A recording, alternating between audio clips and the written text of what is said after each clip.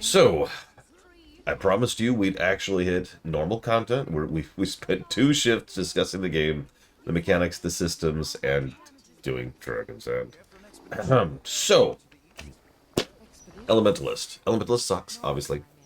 But what really sucks about Elementalist is the fact that we have to level it normally. Now, what happens when you make a new character, and you just saw it, just to refresh everyone on this, is you make a new character, and then it's like, all right, cool. Go get some experience and then come back when you're done. And so you'll notice we don't even have the story quest, right? So this episode will become playable at level 10. That's our next step right there. Hit level 10. So the MSQ right now is literally hit level 10. Can I just say really quick, I know this sounds like a strange thing to comment on. This is the first RPG of any kind, MMO or otherwise, that I remember having this kind of gap in the MSQ since Morrowind. Some of you probably remember that I am an idiot when I was a kid, because when I was a kid, I didn't understand that you had to go level in order to progress Morrowind. I was confused about why this guy refused to talk to me, and because I was so unused to the idea of hitting a leveling gap, like a level wall in an RPG.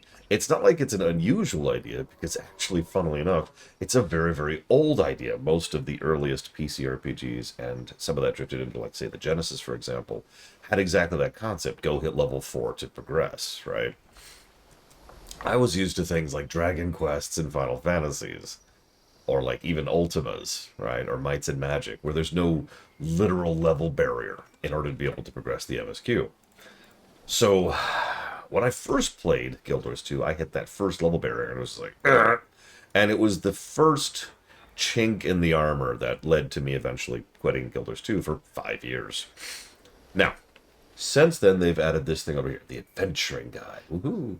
Scout the area, so talk to 3 scouts, do 1 heart, and apply 20 conditions to enemies.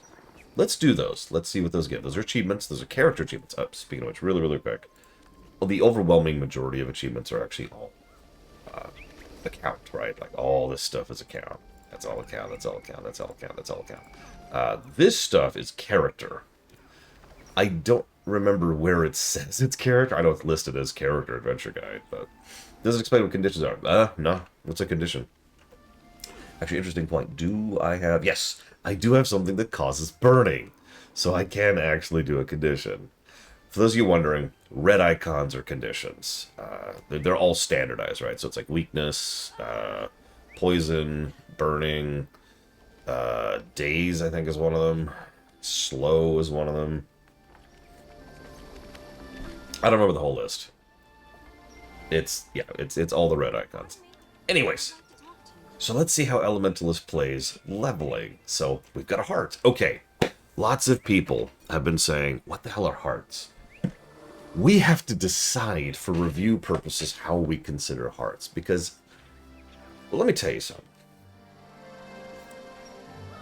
Part of the way we do reviews, something that is the single biggest point of contention on my show as far as reviews go, this is not a joke, is the fact that we consider as much of the content as possible to be part of the review of a game. And I know that sounds strange, but I mean it. I legitimately mean that I'm trying to review as much of the game as is possible, feasible, and reasonable.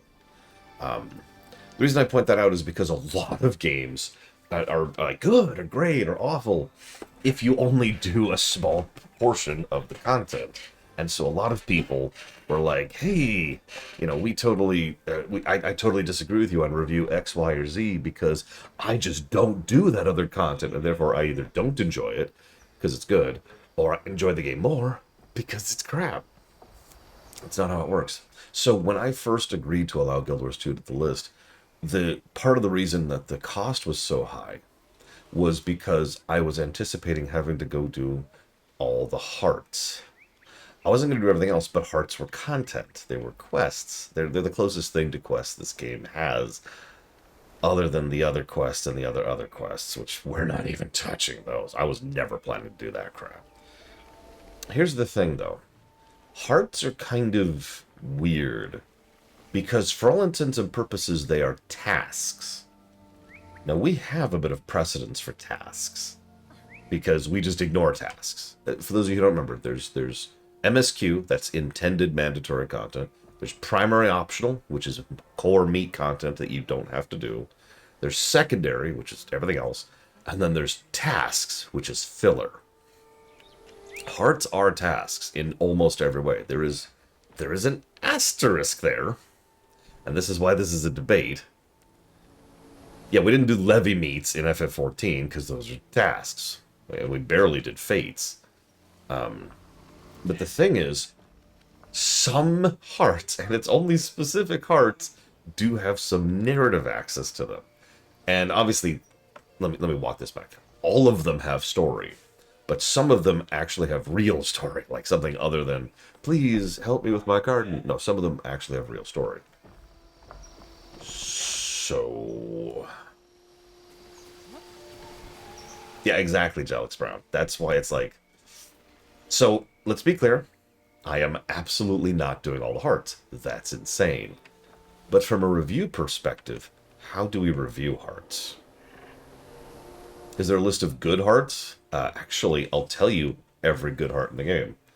They're down here in Path of Fire, and they're down here in Cantha. This is not a joke. You want to see the bad hearts? They're up here in Heart of Thorns, and over here in Tyria. There are some exceptions, of course, but I actually did sit down before the stream, and I thought about all of the absolute worst hearts in the game. They're all in Tyria. Now, Heart of Thorns has...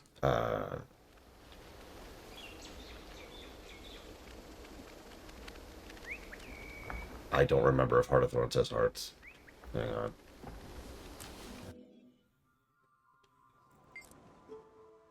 Wrong character. I got on the wrong character. I do remember Adventurers. Yeah, they suck.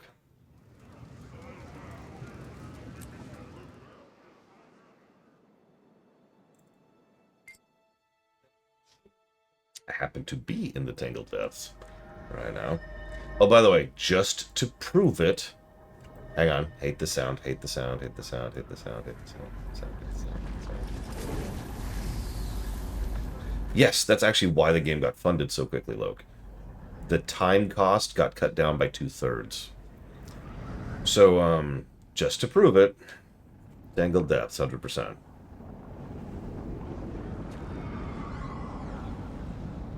Anyways. Now, what nonsense insanity am I thinking here? Oh, it's nothing up there. Is it something over there? Have I been over there in this character? Is it over here? No.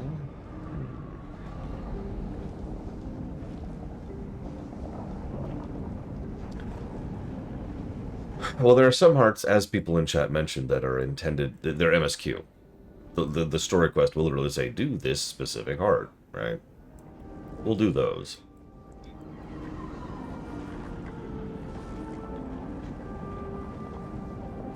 I swore there was like a heart up here, but it wasn't actually part of Heart of Thorns. It was just part of Maguma. I guess I am wrong. Either way, all the bad hearts are over here. All these terrible, terrible hearts.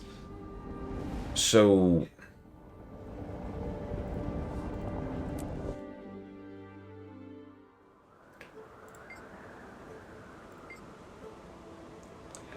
let me show off what I consider to be one of the worst hearts in the game. Oh, it's better in every way at Jelix Brown. Anyway, so what I'm thinking is giving every heart in the game a negative. Because I hate the hearts. So... This heart. This heart. So, here's the story of this heart. This is the Ash Legion. They're spies and stealth people. They're rogues. The Rogue Guild. And they want you to stealth through here. Okay. This is the heart.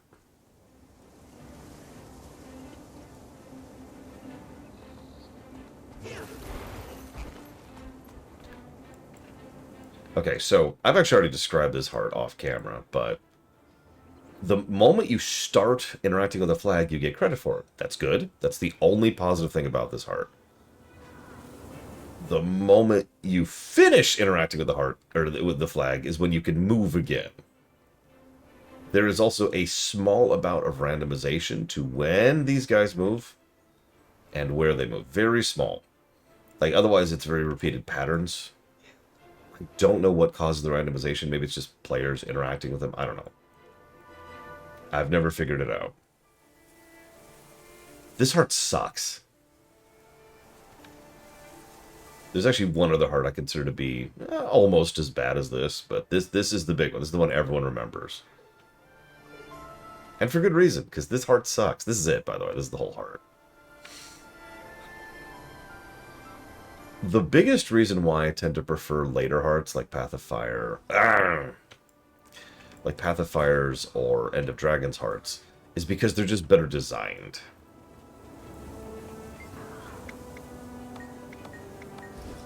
So, did you notice how it took me 3 clicks, just right at the dot, click, click, click, very, very simple, very easy to do in order to re-stealth?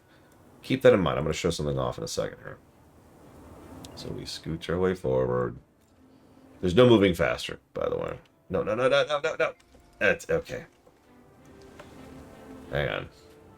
So, if you've already done it, you can do the second one.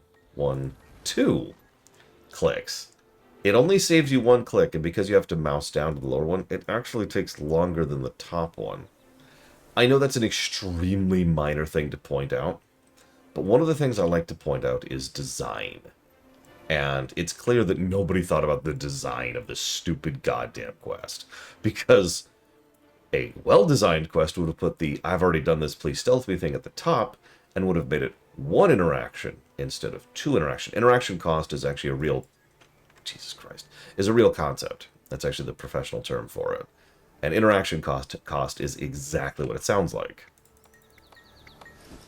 How many clicks does it take the player to accomplish something they want to do? How many button presses, how many times they have to jump down the menu, etc.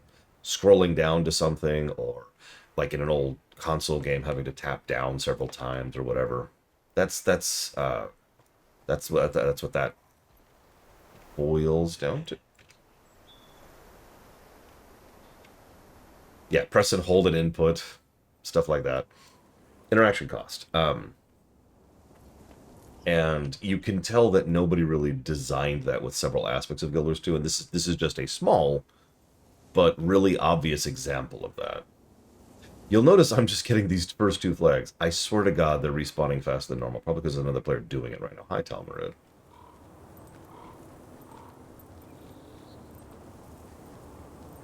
Isn't this the... We're not even halfway through the quest yet, by the way.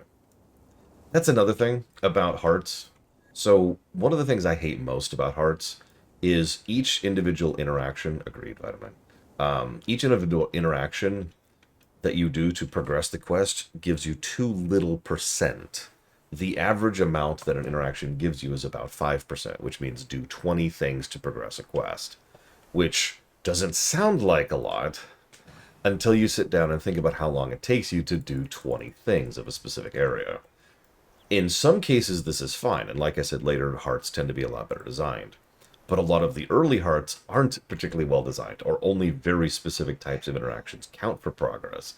By the way, I said average 5%, which if you're paying attention means that there is a bunch of interactions which give you less than 5%. I believe the minimum is actually 1%. I know that because I did that literally last night in Janthier, actually. There was a specific heart in the most recent expansion, which only gave me 1% of progress every time I did a specific thing. And I think I've overall made my point. This heart sucks, right? There's actually another heart I hate. I'm not sure 100% where it is. If you give me a moment, I could probably try to find it. Let me just get to my character who was 100% of the map. Don't at me.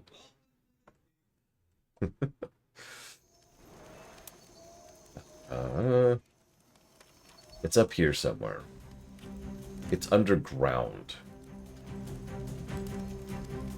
What's happening? Why is there intense music playing?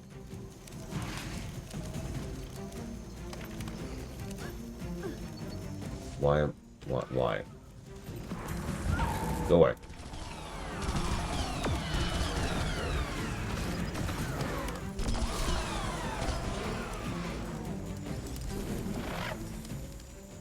Anyways. It's somewhere up here.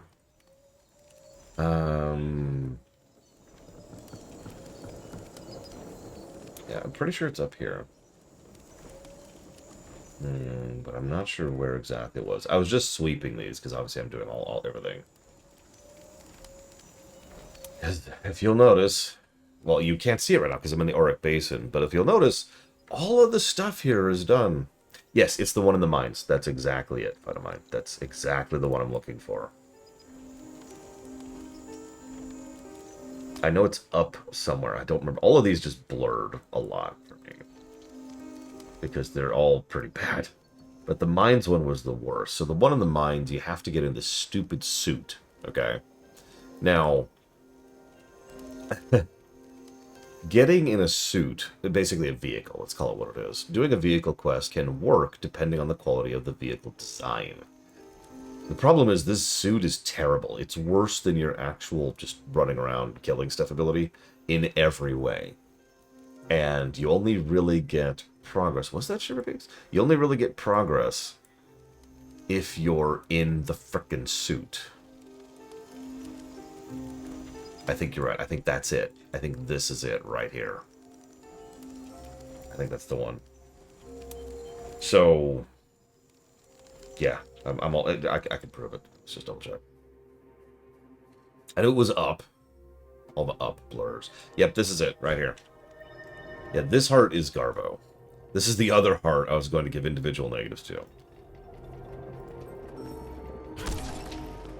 Because, oh god, this stupid freaking heart. I need to run around and use its interactions on things. You get like 2% per thing. And you're doing this while being chased by roaming veteran packs. Now, a veteran pack isn't really that big of a deal if you're on your own and you happen to have a good build. But you remember, you're in the suit. So all of a sudden, a veteran pack is like a life endangering problem. I actually died several times doing this goddamn heart. Yeah, I was actually looked it up, Vitamine, and yeah, there was like, you just wait for the event, and I'm like... So I just did it, because, you know, limited playtime availability. So this is the other heart that really, really sucks. I'm sure there's more, but these are the two that really jumped out for me. Anyways, point I'm trying to reach is that hearts suck. But a lot of the specifics of why is not the heart system itself. It is the design of the hearts. Just like quests, there are good quests and bad quests, as we showed extensively back during World of Warcraft. And FF14, for that matter. Get back in position for Octo over here, don't mind me. Let's kind of scooch over here. There we go. So, how the hell do we review these? Because there's really only two options. Because we can't do all the hearts. I mean, I have done all the hearts, but there's no feasibility of doing all of them on camera. It's just a colossal slog from hell that I literally didn't charge you for. So that's not feasible. So the two options are, we count hearts as game content for the purpose of review, or we don't. Stop inviting me to a stupid... Who keeps inviting me to this stupid guild? I am in a guild. Yes, I know you can be in multiple guilds. Yeah, there's my tags. Shut up about it. Excuse me. And I'm really opening this question to the stream, if we should count hearts or not. We did actually review world quests, because world quests varied wildly in quality. Like Shadowlands got some negatives for world quests, whereas things like War Within and Dragonflight actually got positives for world quest design. I mean, the climbing quests alone, right? Yeah, hearts tend to drift into the other game part, but several times it's like so many other aspects of the game. Hearts also kind of like poke their head into the main game, right? I agree, Colin. I agree completely. Like most, generally speaking, hearts are over there. You don't really need to think about hearts.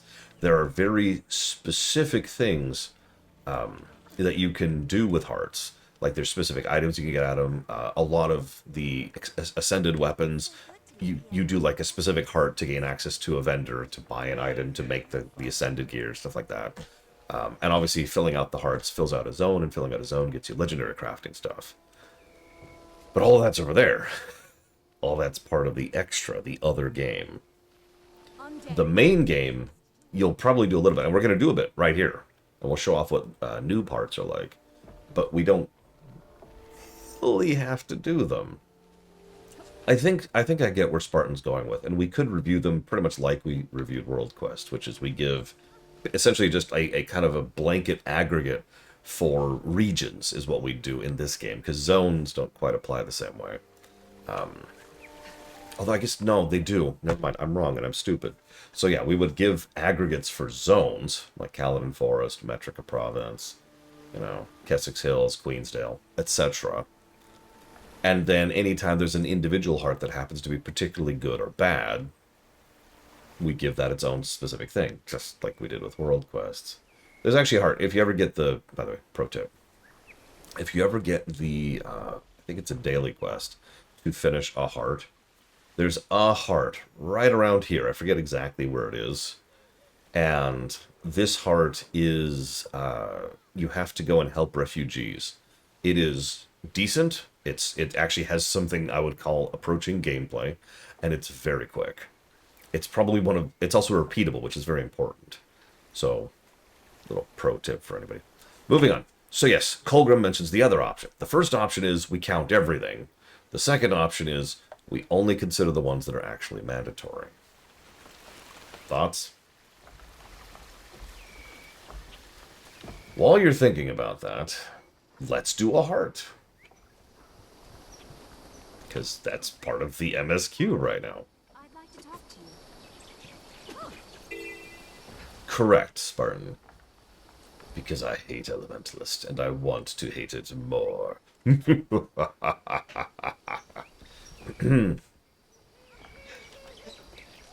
So, we can kill termites, uproot larvae, and feed prickly fruit to hungry moas.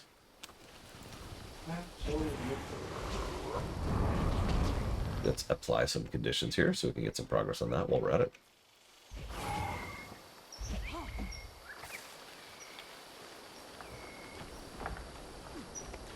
Listen, Giga, I'm not going to make the point that this is the worst class in the game. I'm actually unironically looking forward to trying out Elementalist again, because the last time I tried it out, I hated it, and deleted the character. Level 80 Elementalist, and I was just like, psh, gone. Destroyed. Thief is probably objectively the worst class in the game. Ignore the fact that my Thief is the one who did the 100% map completion for a second. Like, I have earned that opinion. That's all I'm saying.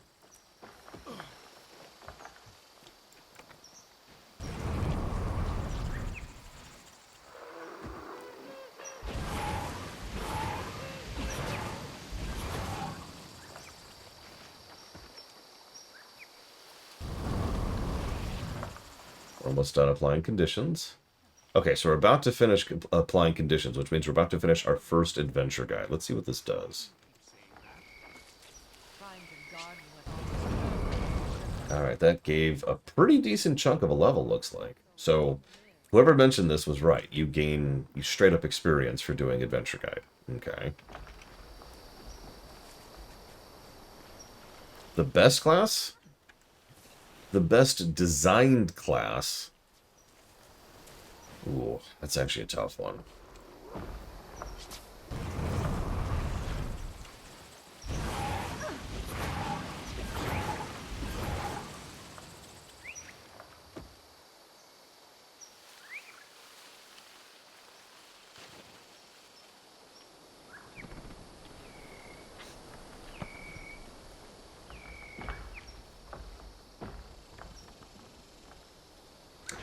That's actually a tough one. I would say Machinist is definitely in the running for best designed. Like, the meta's whatever, right? The meta changes all the time as patches go in and whatnot. And the funnest depends on you, right? Like, what your specific predilections are. But best designed? Pure design?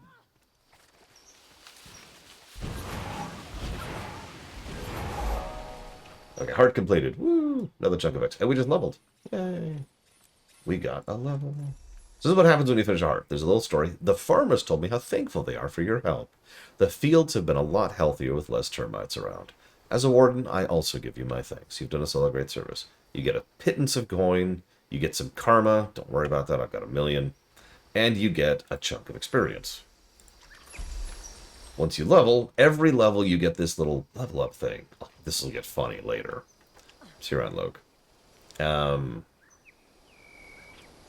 Yeah, Holosmith is Machinist, right? I'm not misremembering that. Oh god, look at how terrible those apples look. Oh my god, look at how crap that looks. Yeah, this is turn-in, so... oh my god. We have access to an inventory. And player versus player, we got a bag. A bag! I'm shocked here. Check it out. Yes! Yes, the power. It's so powerful. For that. Moving is about halfway done, Tacitus. We are in the temporary spot. Yeah, I'm pretty sure all these interface unlocks don't actually exist anymore. Like, it's like, you have access to your inventory. I've been able to look at my inventory since we started the character. When we were in the tutorial land, right? Okay, so it wants me to talk to another scout. Hang on, let me get on my giant flying mount over here. There we go. During your travels, you will find adventure at every turn. But do not forget where you come from. The heart of all cultures is farming and commerce. To this end, the Sylvari of Argham Wild serve as providers to all of the Grove, be it gathering from the water's edge or farming from within the heart of the jungle.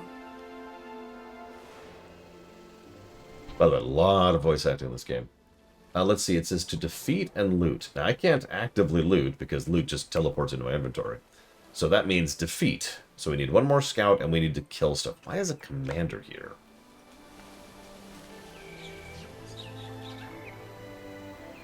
Alright, whatever.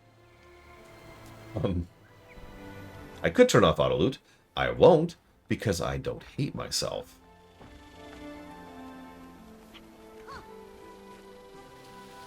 Yeah, there's probably something going on. I don't know. Is Elementalist happening right now?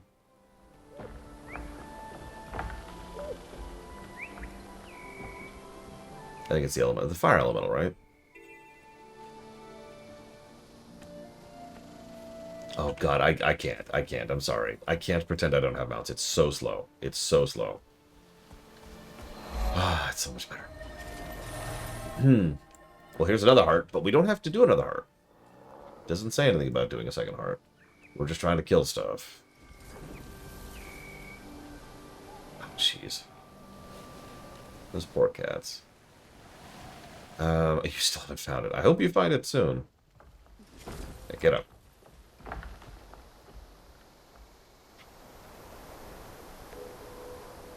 I could just kiss you. Thanks. Oh, we have a line.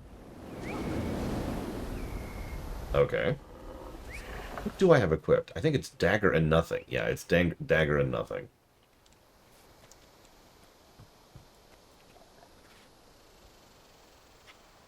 I swear the music in this game. We might have a no music problem in this game too, at least in early stuff. That was impressive.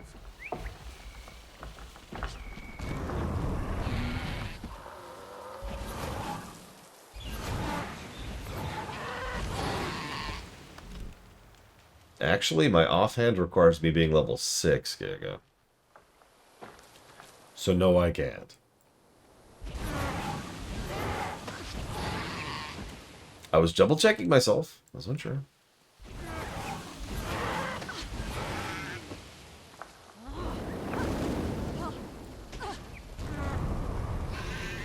Oh, looks like we leveled again. Yay. We have gained access to the bank. Yeah, I think. We've gained access to points of interest. Did you know that points of interest are not... Yeah, I'm pretty sure all of this is a load of horse pocky. This is not true anymore. This is true, but I think this is just the way it was in vanilla, and they never changed it. Because I actually remember when you had to unlock basic gameplay mechanics and requirements. Now, I could be wrong. Maybe I just have access to all that stuff because this is a pre-existing account. New character, old account. So, possibly? I don't know. Ironically, Mr. Red would be in a better position to answer, or Bragwin would be in a better position to answer this than I would. I hate POIs, by the way. I hate hearts. I hate POIs. I like vistas. Oh, hey, an event. Let's do it. Let's see here.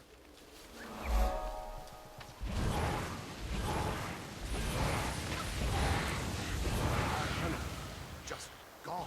Sweet. We spent so much time reading. And I just failed the event. Man, I'm awesome. Examine the pen carefully. Oh yeah, Spartan, you just started too, didn't you? Yes, a lot of, well, I shouldn't say a lot of, some events help fill out hearts. Once again, that boils down to individual design.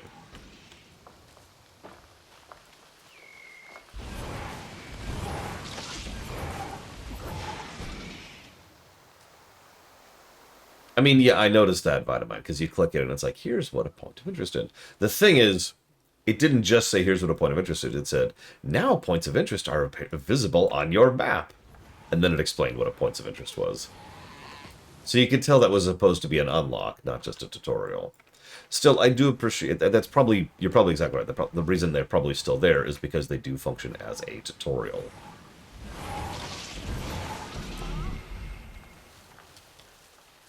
Okay, I need one more scout. I need a scout. There's one.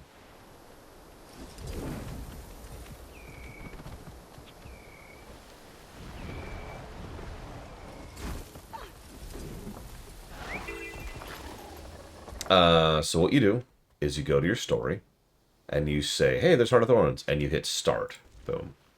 Or you see Path of Fire, and you hit start. That's how you start a new story. Or start a new expansion, excuse me.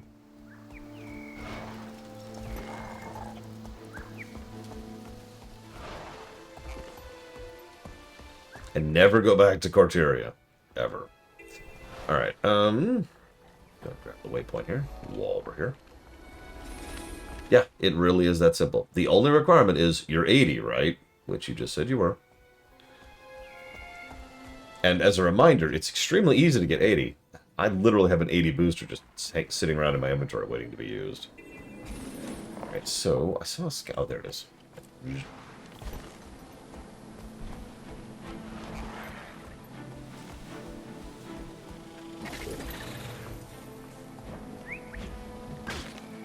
One of my first memories of this game, I want to say second character I ever made was a Sylvari. It's actually the Necro I still have. And there's a jumping, well, I hesitate to even call it a jumping puzzle, but there's a jumping puzzle, I want to say like right over here. Oh, it is. It's actually marked on the map now. I'll go show it off in a second. We spent entirely too much time doing that because I want to put this as nicely as possible. Guild Wars 2 isn't built for jumping puzzles. That's the nicest way I could put that. The way that the physics interacts with the jumping mechanic itself are not designed for that. It's like FF14 jumping puzzles. Like, let me try to explain. Yeah, you can stand on 1 pixel stuff. That's... So... In a traditional platformer, hang on, let me talk to this person. On the Weeping Isle in Ventry Bay, the Soundless seek to isolate themselves, to be alone with their thoughts. However, outside the protection of the Grove, they're endlessly harassed by the Nightmare Court of Hemlock Coil. They could use some help. Damn you, Nightmare Court. Damn you. Don't worry, they'll never be relevant again. Alright, so we just leveled again. You notice leveling is going pretty quick. Hey, we just unlocked Rally.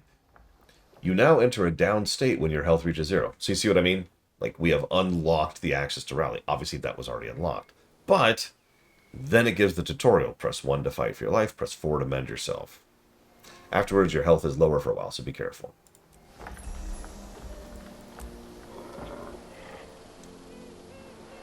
Yeah, no kidding, Jealous Brown. So, let me talk about jumping, because I actually do have real thoughts about this, not just, oh, I hate it, it's dumb, and it's worthless, and I hate it. Hear me out, hear me out. I like the concept of jumping puzzles, and I'll admit there's even jumping puzzles in this game I actually enjoy. The one down in Ore is a good one, for example. Possibly Vitamine? We technically have the ability to test that, so I'll go test that in a minute. Okay, so is this it? No, it's like... That's it. That's the jumping puzzle right here. Mounts are not allowed in the area. That's funny. Oh, hey, hero point. So, if you're paying any attention, you actually have already noticed the problem. Let me explain how platformers work, which is jumping games, but very, very, very simply. So, the way a platformer works is you have a clearly defined place where your feet touch, okay? I know that sounds strange, but that's the really important part of a good platform. That's the hallmark of a good platformer. Most people who have ever played a Mario, a Mega Man, a Sonic, or any of the 3D stuff like Ratchet, or not Ratchet, sorry, Spyro, or Sly, or anything like that, you know what I'm talking about. There's a clearly defined spot where you can see your feet. Okay, cool. Then, there's clearly defined interaction points. Things you can step on, things you can't. Okay, you with me? Based on the way I'm setting this up, you can already kind of get where I'm going at. A lot of games like to introduce That's why you get rid of double tap to dodge roll, by the way, when you're doing a jumping puzzle. A lot of games like to introduce jumping puzzles to them, but don't have those two fundamental basic aspects of what makes a platformer. This game is one of those things. Figuring out where you're standing at a given point in time is kind of a little bit nuanced, and nuanced is the wrong word. It's not super clear. In general, you can tell, oh, I'm right around here, but where are you specifically? Because sometimes, when you're standing on something that's as thin as, say, this thing right here, where am I standing? Where am I right now? And do you see the problem immediately? Where is standable and where am I are two things that Guild Wars 2 does not convey very well.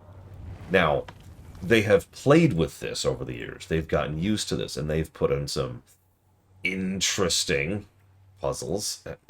I think it's up here or up here. I forget what, but let's just assume it's up here. They've put in some interesting puzzles over the years that really stretch the possibilities of what you can do.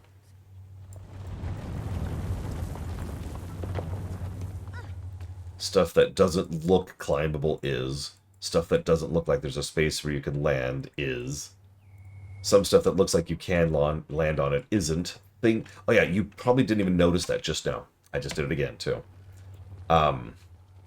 So also, stuff can interrupt. Stuff has collision. Obviously. Collision interrupts jump arcs because of the nature of how the jump works in this game. It's actually a pretty malleable jump. You have a bit of mid-air control, but the consequence of having mid-air control is that means your jump can be interrupted or re-angled, which is why they like to put stuff in your way. So what I'm trying to say is, thankfully, the jumping puzzles are part of the other game. It's yet another aspect of the other game. And I say thankfully because otherwise, I'd actually have to do them on camera. And as I'm demonstrating right now, I don't particularly want to do that. The road ahead is dangerous, friend. If you venture further, take great care. That's my thoughts on... That's my actual thoughts on jumping puzzles. I'm going to take a very brief water break. What the hell? Am I in combat with something? The road ahead is dangerous. If you venture This, by the way, is bugged. And last I checked has been bugged for, at this point, I think over a year. I have been in maps that have been swarming with dozens of people, and it'll be like, oh my god, there's no one on this map. Would you like to volunteer to go to another map before the map closes? I have logged in and then immediately been shunted into a map that gives this thing.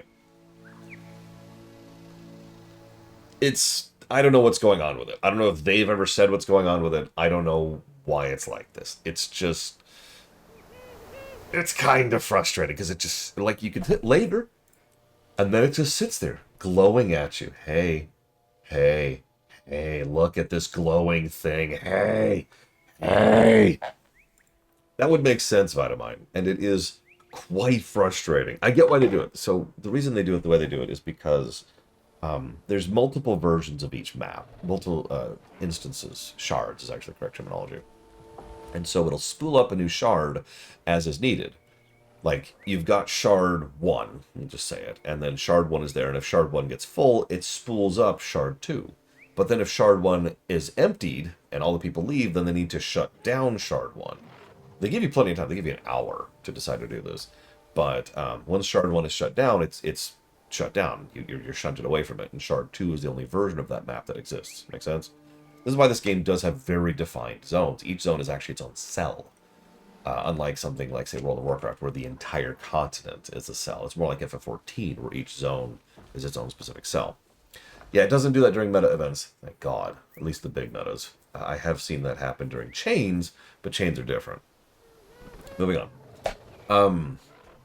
It would make sense if they do that. First of all, it makes sense that they do that in general. You need something to spool down the instances. That makes sense. If it does it based on age, that would make a lot more sense. And because I have seen so many times, like, we've been joking, like, there's been times where me and like 20 other people are getting set up for something, and it's like, hey, do you want to take that? And the party leader immediately has to be like, no, nobody click that. Nobody click that.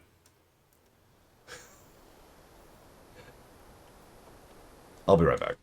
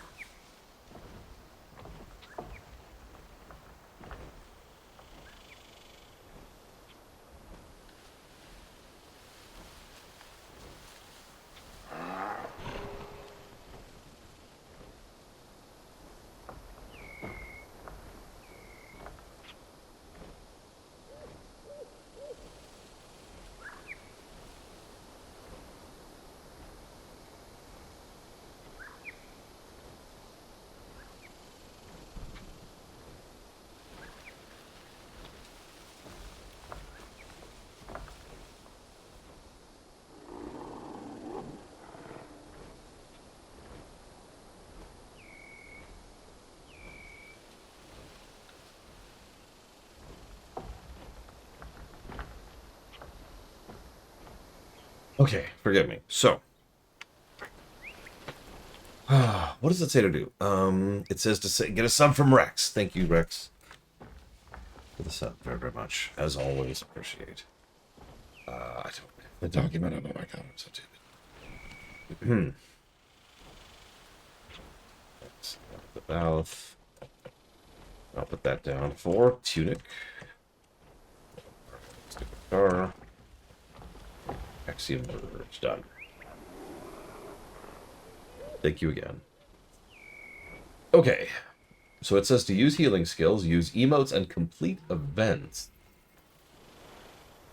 Oh, I don't see any events. I really don't, actually.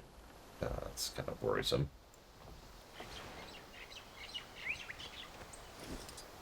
There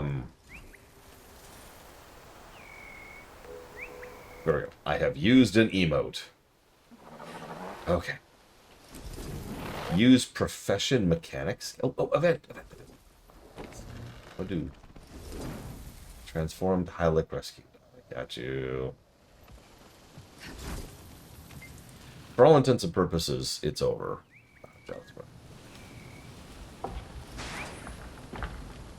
Perfect.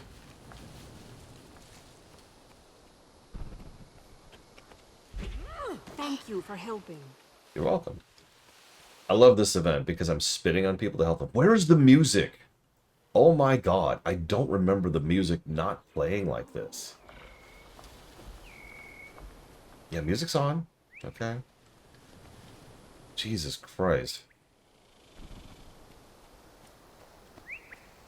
Sorry, it's just bothering me. Where is the music? Here. I know what I'll do. There we go.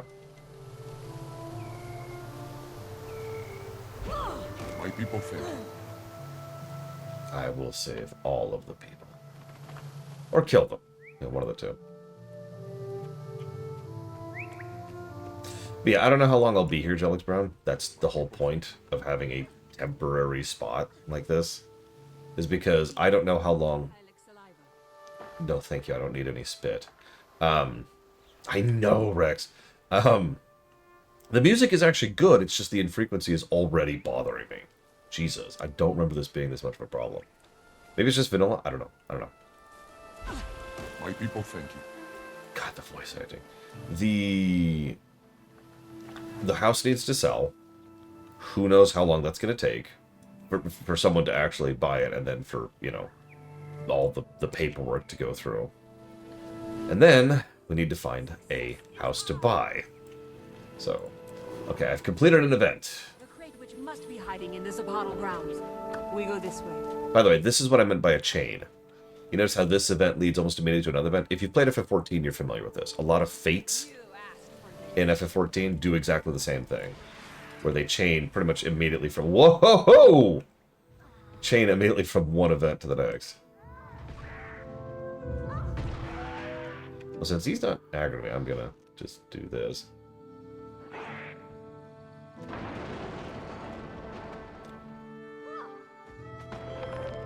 I'm gonna back off, is what I'm gonna do.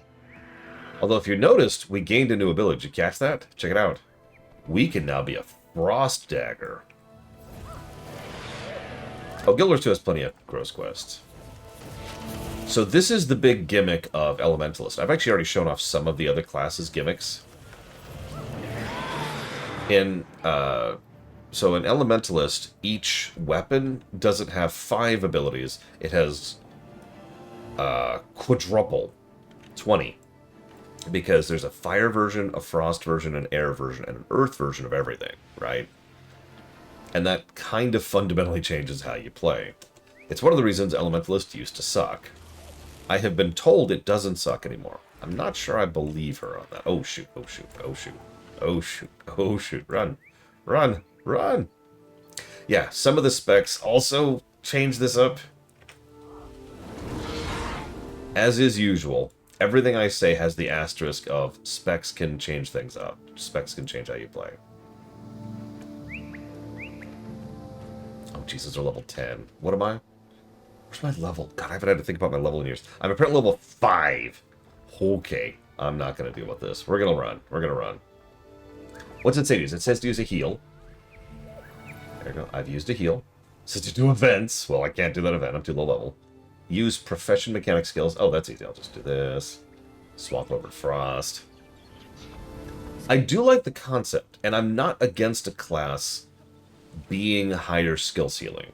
In fact, I play fighting games. I've played fighting games since Street Fighter 2, the original. So I like the idea of that one particular fighter being just ridiculously hard to pull off. The thing that I didn't used to like about Elementalist, and that to my knowledge has actually been improved, is the fact that it was all of that extra skill ceiling with no benefit.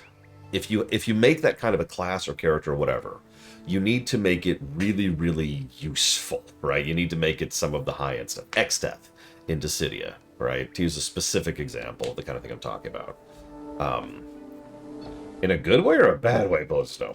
You need to make it worthwhile. You need to reward the player for managing all of that nonsense.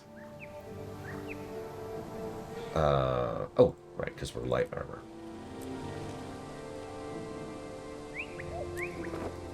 By the way, another unpopular take from me. They should get rid of the armor things. In other words, right now, there's heavy armor, medium armor, light armor. There's no reason for that to exist. Mechanically, there's no reason for that to exist. It doesn't change or do anything. Except force you to grind a whole lot more armor. Which is probably why they haven't changed that. Yeah, exactly, Rex. Like, I understand, speaking as a speedrunner, I understand the desire to want to play hard mode for fun. But in, like, this kind of a game, you kind of want to reward the player for successfully pulling it. Now, again, apparently nowadays Ella is ridiculous, and so Ella is actually now worthwhile for all the extra time and effort. But it sure wasn't back then. Okay, so POIs. It wants me to grab POIs. Let's go grab this one over here.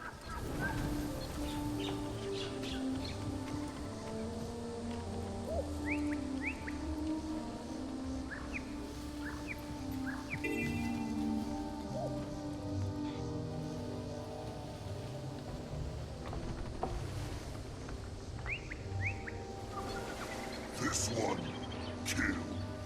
I mean, I've only given 9 negatives so far for the monetization Gel XX Brown because I haven't sat down and compared notes with myself. I wanted to compare notes, and I did not have time to do it, and for that I apologize. I'll probably spend my lunch break today doing some paperwork catch-up. Oh yeah, no, exactly, Winlock. It totally feels like artifact design. It's just, it's there because that's what you do. Okay, we'll find another point of interest. What else we got? Any over here? No, of course not. There's one. So, okay. I'm not what you'd call super impressed with the leveling experience so far. I'm following the guide, doing what it says to do, killing stuff, accomplishing stuff. And I'm already, like, okay, let me partially explain what I'm talking about. So you see this spot right here, this section of the map? This is the area I'm leveled for. Obviously, there's several hearts I could do. As we all described, I hate hearts. But I'm just following the guide. The guide said to do 1 heart, so I did 1 heart. New player. Think of it from a new player perspective. We're talking about onboarding. So it says to do this and this and this and this. And very quickly, you run out of stuff to do here that isn't just do more hearts, right? You want to go up here, as I have already done. This area is 5 levels above me and has stuff that will absolutely murder my face off.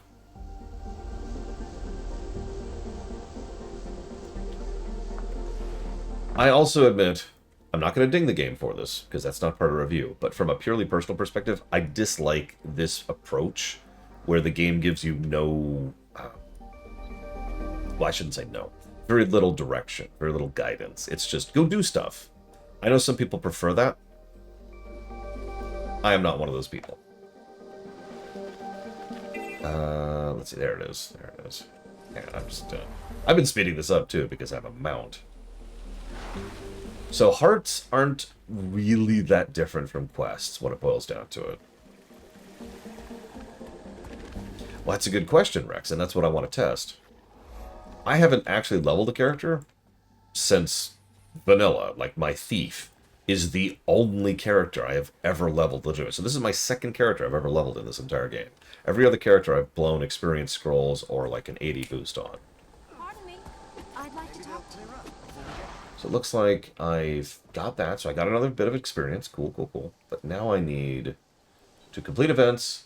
I need to do this. There we go. Dodge attacks, view vistas. Okay, okay. There is, looks like only one vista in the actual starter zone here, so let's go do that.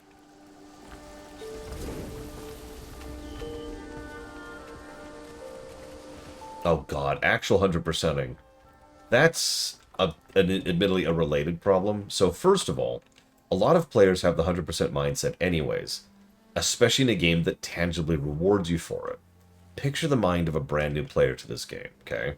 And picture this brand new player sees all this stuff, sees there's a freaking completion bar. You see this right up here, 13%, 19 hearts, 7 hero challenges, 18 waypoints, 8 vistas, 20 POIs, right? They also see a world completion percentage. So, first of all, immediately, just based on the HUD, it's encouraging you to. You also see that chest. What's the chest give? Oh, it actually isn't going to show me. That's weird. Well, anyways, the chest indicates that there's some rewards. And if you happen to do this, it's still not... Why is it not telling me the rewards? I know it'll show me the rewards.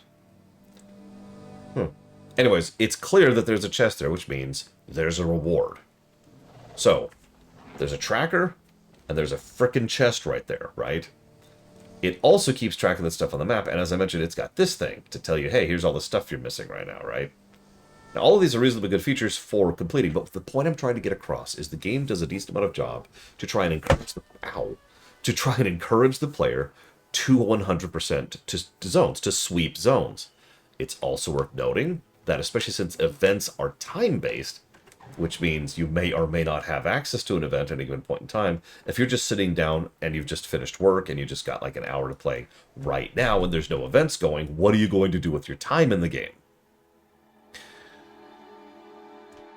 Exactly, Jalix Brown. That's pretty much exactly the point I'm trying to get across. The one I will remember to my dying day is the first zone I actually 100%ed in this game, which was Queensdale. Queensdale's actually huge, too.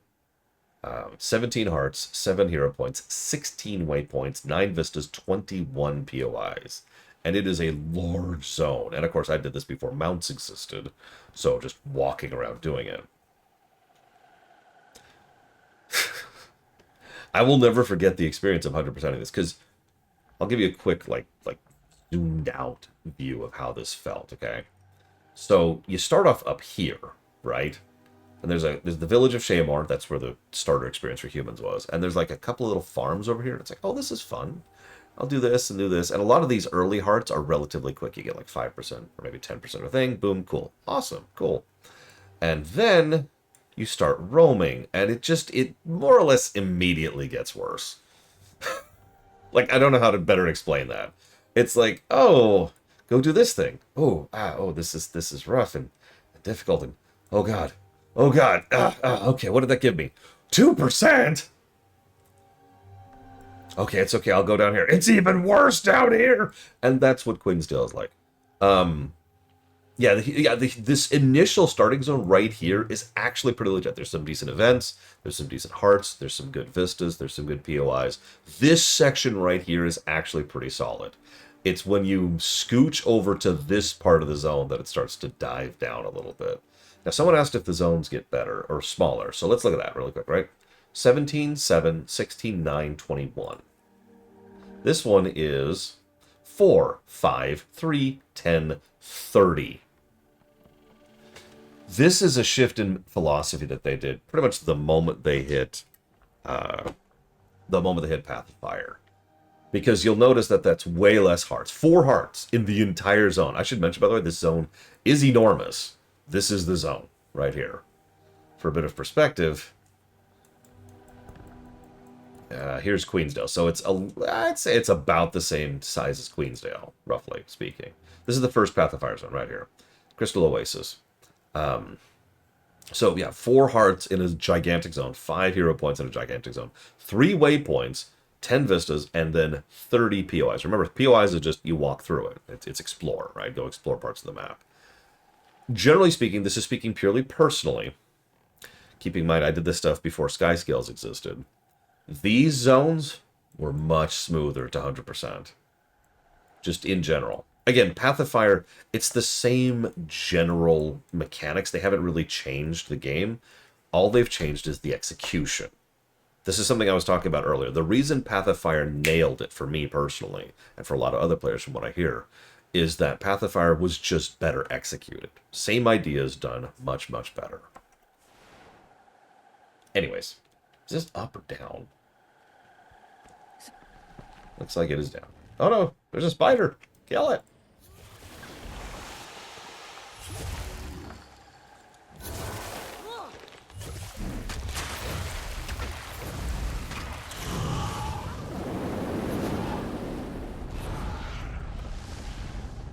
The way I like to describe it is Path of Fire is the Shadowbringers of Guild Wars 2.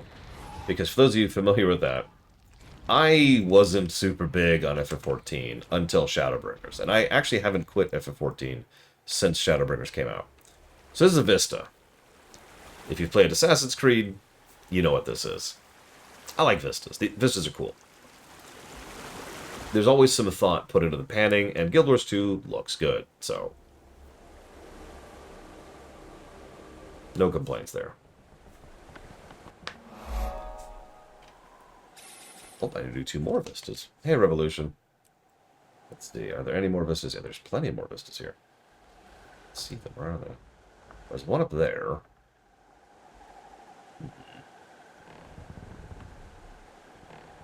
Let's go over here. By the way, you may or may not notice, if you've played this game before, you're a good person, Spartan. Congratulations. You also gain credit for whatever they're doing.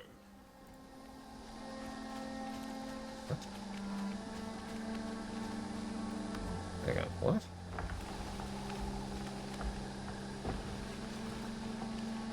Oh. I don't know. Honed, I suppose. We'll go with Honed on that as well. Boom, there we go.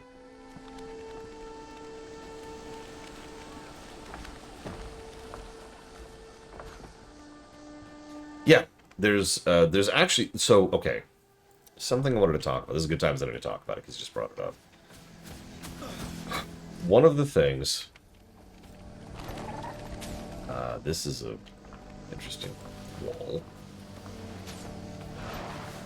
One of the things that I do love about this game is the way it approaches co-op design. So World of Warcraft has actually been getting better about this very recently with Modern WoW. Because before it was kind of the exact opposite. Ooh, ooh, ooh, an event! An event! I will save you.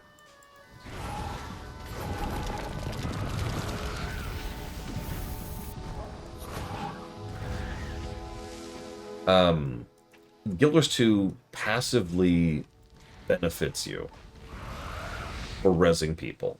And I know that sounds like a... well, yeah, okay. But no, like, what I mean by that is you tend to get credit and results from helping other people out, which means you are incentivized to help other people out, which also means they are incentivized to help you out, right? Every single player in the game has a vested interest in helping every other single player in the game, because even if they're a dick, they personally benefit from it. Make sense? Now, that's not linear. But yeah, if you have a group of 10 or 20 people, there's a decent chance that at least half of those people will be the kind of person who will see the down symbol. Which, by the way, the game, this is really good design. The game designs it so that down symbol is always visible. Let me explain what that means. When it comes to rendering things, you have to decide which renders in what order, right? Especially in an MMO where the camera is in the control of the player. So what's before everything else? Now you'll notice I am in front of this hound, but its name is still visible, even though the name is behind me. Make sense? So the hound has lower priority than me, but the name has higher priority than me. Make sense? The res symbol has highest priority. I don't think I've ever seen anything actually block a res symbol in this game. So you can always see that the res symbol is like, hey, there's someone who needs resing here, and it shows up on the minimap.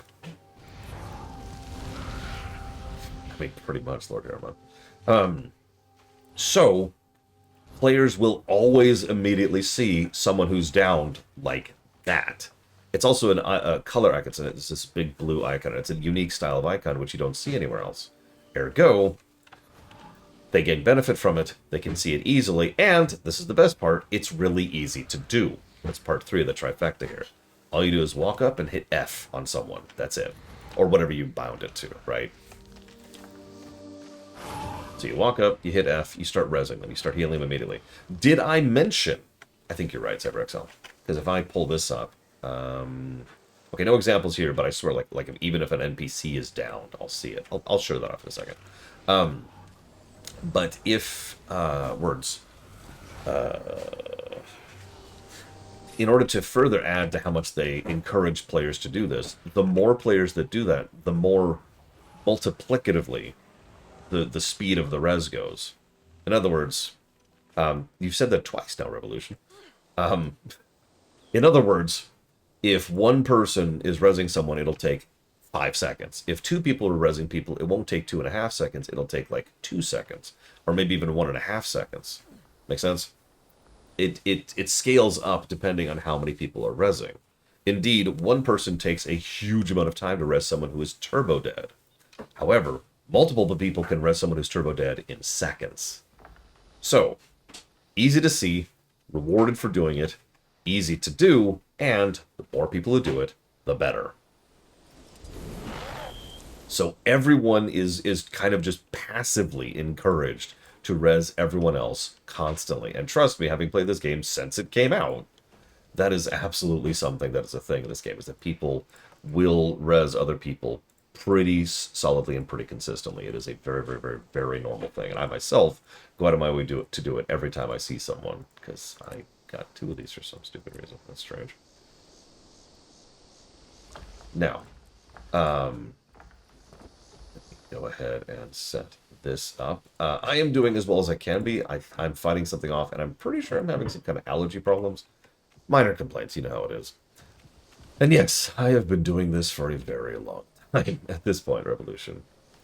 I am actually, this is not actually a joke, as of this moment in time, I am one of the longest standing, still existing streamers. Because I started streaming over a decade ago. Anyone around here? Because I know this is this hard. I thought it was this hard. Maybe I'm wrong. I think it's this one. One of these hearts specifically is to go res NPCs. I was going to show that off. Anyways, the point I'm trying to get at is that the res system of this game is bonkers good. There's a lot... You know how I was talking about earlier, how there was lack of design in something? In the stealth heart? This is presence of design. Hey, I just unlocked vistas. Oh, and I get the raptor mount at level 10. Oh my god, what it'll be like to have my own personal raptor. Anyways, that's interesting that I just get the raptor at level 10 now. So let me jot down some positives, because that is a fantastic system. So we're going to go with... what do we even call it? I guess it's penalty for failure.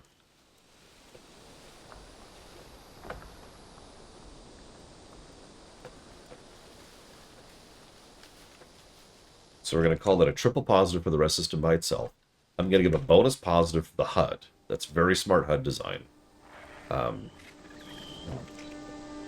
So, res icons for the HUD design, as we already talked about, very good design. The res system itself, I'm also going to put this under co-op. Don't worry, we're going to get plenty of positives. This game is actually very pro co-op. Speaking of which, so we were talking about other ways in which this game is pro co-op. So obviously you can group in a party, and you could get, oh my god, talk about this just a second. So obviously you can group in a party, and that has its own points and benefits and reasons for doing it. But you kind of don't have to. I know that sounds strange, but what I mean by that is if you just are near another player, your heals aren't targeted. Your damage isn't targeted. Your buffs are not targeted. You can target somebody, you can hit an attack, but generally speaking, tab targeting isn't really a thing in Guild Wars 2.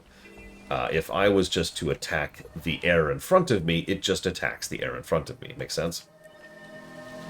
So if an enemy happens to be in front of me, guess who's getting hit by that attack? But the same goes for buffs and heals. In other words, I did see. Sorry, Jelix Brown. Sorry, I got a lot of stuff talking about. I'm trying to cover it all in quick here. I apologize. So, if I am not in a group and I decide to walk up to someone and I'm like, "Hey, what's up?" and it's some complete stranger I've never met before, and they're doing something, I can heal them. I can res them. I can buff them. I can help damage the thing they're on. I get full credit for helping to do that, and they get full credit for helping me back. Same general concept as the res thing, but it's just how the combat system is built. There's no gray mobs here. There's no losing tag like you do in EverQuest or Old World of Warcraft. There's no, you can't participate in this because X, Y, or Z. If there's someone doing something, there is nothing preventing you from walking in and helping them, and generally speaking, you will usually benefit in some way for doing so. That is incredibly good co-op design, and once again, clear intent and good execution of intent. That's awesome. I think I mentioned this before. My friend Gary termed this the ships passing in the night co-op, right? You're sailing, you're doing your own thing, completely unrelated to anything else, and you just happen to see another ship passing by. Hey, what's up? Hey, you want to trade? Sure. Thanks. Watch out for this. Okay. And you just go on your way. You'll never see them again. They're gone. But you both benefited each other while you were there. It is incredibly pro co-op. Like I mentioned earlier, this might be one of the most pro co-op games I have ever seen. Yes, level scaling. So the way the level scaling works, God, so many things to answer here, is, dude, WoW can learn some lessons, I'm just saying. Also true, CyberXL. WoW, I guarantee you, modern WoW, with, oh my god, I've got to arrest them. I'll save you, Traharan. Modern WoW, I guarantee you, has learned some lessons of this, because a lot of modern WoW, a lot of the way that the big events work, and a lot of the way that credit shares nowadays in Dragonflight and in War Within, 100% took ideas from Guild Wars 2 and adapted that. Like, guaranteed. God, Traharan, you look so female. Oh, you have a hernia. I'm so sorry. Don't worry, I've got a cream that can help with that. Anyways.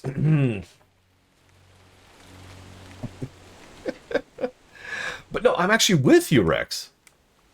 I'm actually with you completely. It's why Guild Wars 2 is, of the big three we've covered, is probably the most MMO of the big three.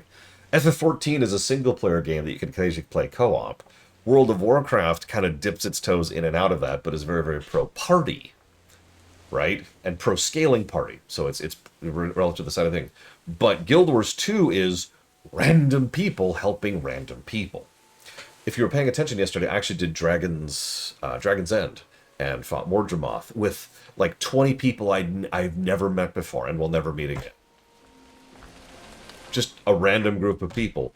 The only thing that was required to group up for that was being in the same zone at them while an event was happening. That's it. What is that weapon? Oh my god. Are you okay there, Trahernia? Are you, I can't get a good shot of the weapon. The camera is kind of wonky in this game. The camera's designed to be out here. Let's just call it, oh god! So the co-op in this game is fantastic. Now, let me answer Jalex's question, because I keep talking about this stupid game. I forget the exact question. It was about Wasteland. I remember. Hang on, let me scroll up. Scroll up. Yes, so I have played Wasteland 2. I have played Wasteland 3. I have poked at Wasteland 1. I've never beaten Wasteland 1 or 2. So, really, really summarized opinion. Wasteland 1 is interesting for historical reasons and is a terrible game. Wasteland 2 is a game that got very boring and very sloggy very quickly because the game was designed to... it has factory worker syndrome, if you know what that is. I'll just summarize that. And in Wasteland 3 is actually a really, really good game, but don't get the DLCs because they suck. There you go. Boom. Super quick opinion of each. Now, the wonder for, I think it was the stepped up in, so instead of a stepfather, it's a stepped up father. So this is homemade bread with whipped honey. How many of you have heard of whipped honey before. Hang on. Agreed, Briscoeborn. Oh, 100%, Rector Spirit. 100%. I agree with you completely. I'll tell you what factory worker syndrome is in a second. Hang on, let me show this sucker off. I don't know if you can even tell that just layer of that.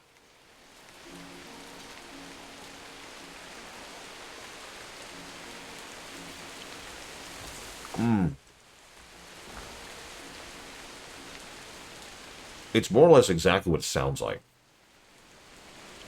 Oh, you have no idea. I'm a little stuffed because of the allergy thing going on right now. I can still smell it really, really well. Oh. Okay, that will destroy my throat if I finish eating that, so I'm just going to put that over there. Also true, Colgrim. Also true.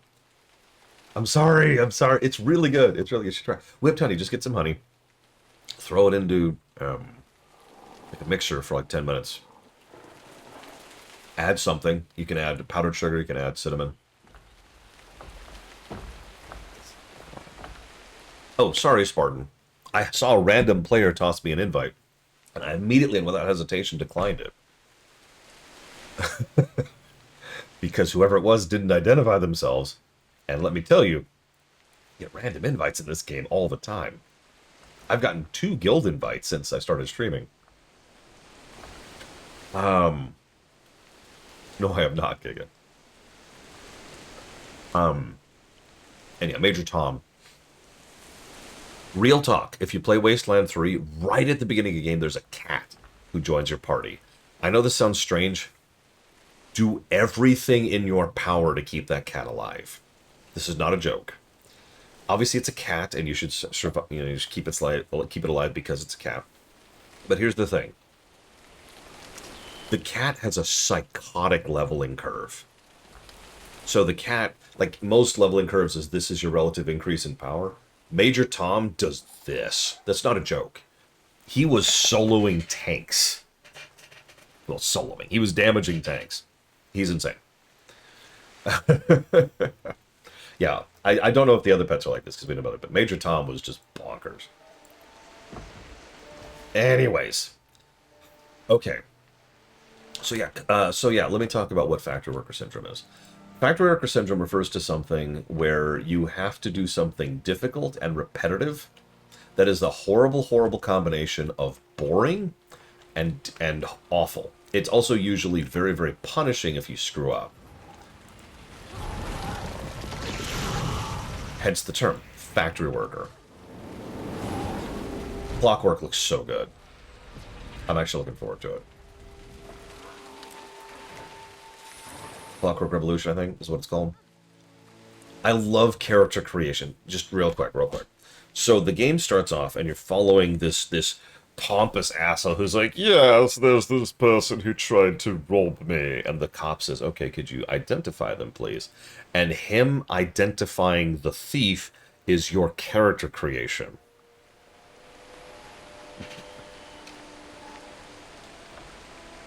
Okay, there's air. I haven't seen the full trailer. I'm waiting to watch it with a friend, because they're very interested in it too. But yeah, factory worker syndrome. It's more or less exactly what it sounds like. It's difficult and boring and punishing. And that's Wasteland 2.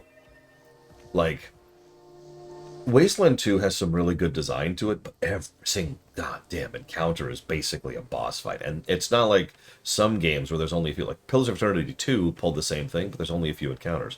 No, in Wasteland 2, they just throw enemies at you over and over and over and over and over and over and over and over and over. Which is why I put the game down.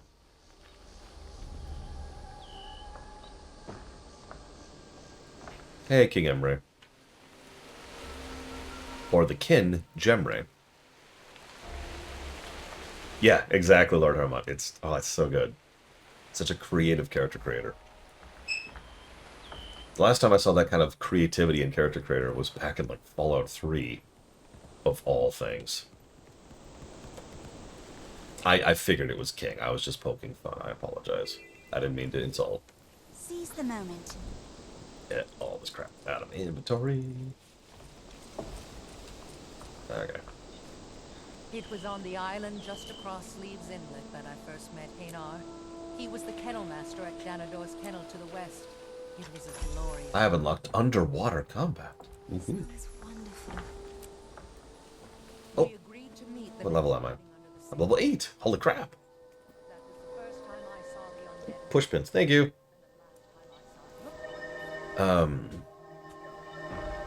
Exactly, Rex. That's exactly the problem. That's why I mentioned Pillars of Eternity 2, which does the same thing with far less encounters. I mean, I know 3 people personally who live in LA who have been participating in protests, Spartan. Anyways, we are get RuneScape playthrough. Well, let's see. I don't hate myself that much. I don't think. Hang on. Let's double check. No. So, being a little facetious, RuneScape is what you get when you think of a game that is like the exact opposite of what I want out of a video game. Now, I actually mean no disrespect towards RuneScape, really. In fact, I actually have a lot of respect for RuneScape and what it's managed over the years. It's just, it's exactly what I don't want in a video game. That's not quite fair. What I don't want in a video game is Diablo Immortal. It's what I don't want out of a gaming experience. There we go. Let's leave the microtransaction bullcrap out of that. Oh, the story is fascinating. Especially since there are, like, clear indicators of which stories, which... what are they called? The quests, right? The events or whatever to do in which order. Alright. What do we need to do? Where are we at? So I need to dodge attacks. I need to view another vista. I need to level up. That's funny. My next objective to level is to level. Jesus. I've been trying really hard not to do this, but I think we're going to have to do another heart. Alright, what's the heart? Burn corpses, smosh plants, protect wardens, and battle risen. Okay.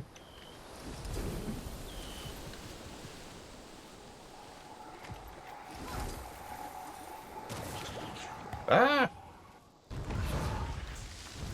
You're probably wondering, what's a risen? Don't worry about it.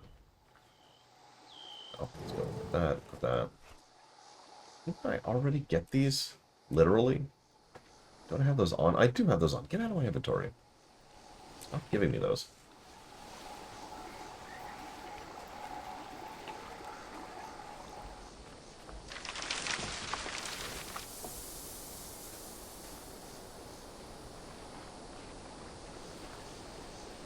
That's interesting. That one isn't showing up on the minimap. Oh, absolutely, Evan. I remember Supreme Commander quite fondly. And I have vague memories of the expansion. I didn't actually finish the sequel, so I haven't gone through Supreme Commander 2. Nevertheless, I would like to do an actual proper full playthrough of Supreme Commander someday.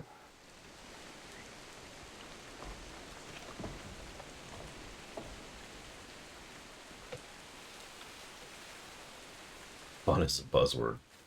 I mean...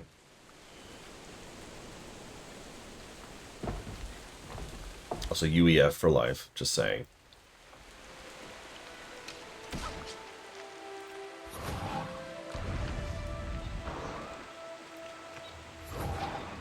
Why are there so many undead in the forest? Jesus. So, right now, look in the lower left, Spartan. You may or may not notice that there's a 5, an underscore, and an 8. And I don't know why I said underscore. That's a stupid word. An under arrow, a downwards pointing arrow, and then an 8. What that means is I am level 8, and I'm currently scaled to level 5. In other words, if you came here at level 80, you too would be level 5. Does that make sense? It's not like FF14 where you lose abilities. Your stats get scaled down, which means there's still a little bit of scaling wonkiness, but generally speaking, that's preferable. I'll take that.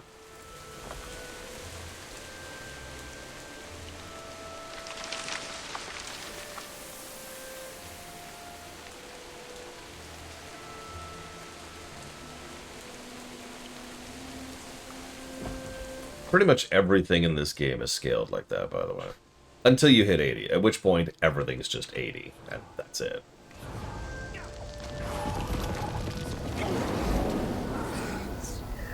Oh, it's awful, Rex. It is the second worst thing in FF14. I actually really like FF14, but it's just, it drives me bonkers. Okay, did we level? No, we didn't. That heart did not give us a level. Okay, good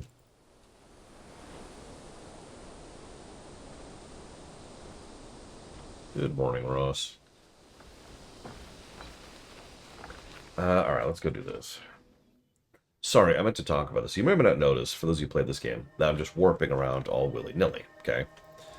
Well, what some of you may or may not know is that you can do exactly what I've been doing this entire time. I know that's shocking. What I mean by that is some people didn't know this, so I'm just going to describe this. You click on a waypoint and it says, hey, do you want to teleport here? This will cost 6 things. And you can say yes or no. Or you just double-click it. If you double-click it, it bypasses the prompt, spends the money immediately, and just automatically warps you there. I highly recommend getting used to just double-clicking places. The amount of money they pull out of you is a pittance. It is just a typical gold sink. Nothing more. Hip, hip, hip, hip.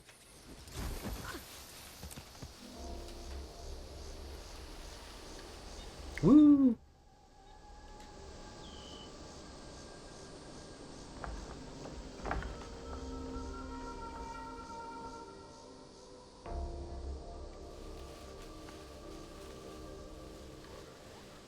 I've already bought it, Evan.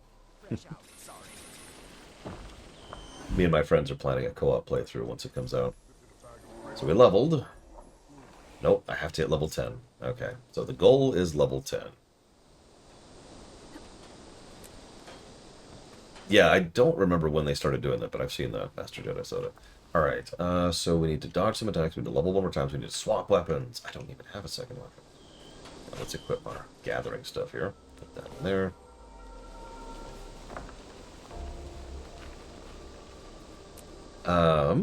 It's on sale right now, by the way, if anybody cares. Nevermore Nights 2, the new version. I don't know how good of a port it is, but it's by Aspyr, and they usually do good stuff, so... something, right? Okay, I need to go down here, so let's go ahead and provoke something. I mean, they're both great games, Jellic Brown. I love FF7. Damn it. I accidentally two-shot something. Death, good, yes, yes. Whoa. There we go. Dodge an attack. Oh, I need to dodge 2 more attacks. Okay, come on. Breathe fire. Breathe fire. Come on, come on. Do it. Do it. Do it. I'm ready. I'm ready. Come on. Come on, just breathe fire. That's all I'm asking. Damn it. That didn't count. Ah, that didn't count either. Oh my god. You can actually see me on the minimap. I know that because I can see you, Spartan.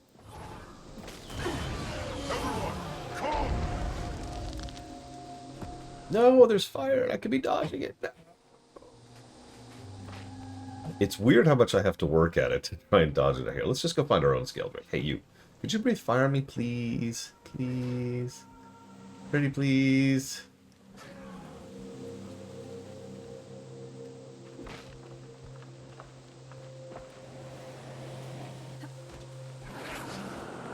There we go. I have to do it another time.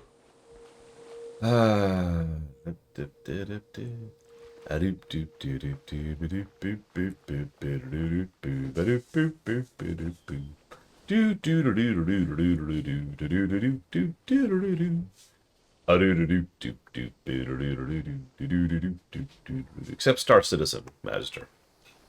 Unless you don't count that as a video game, in which case, I guess I have no counter argument. No? Come on, game. Work with me. Need to dodge one more attack. Oh my god.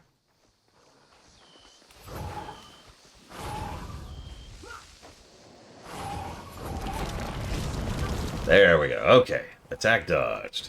Dynafire.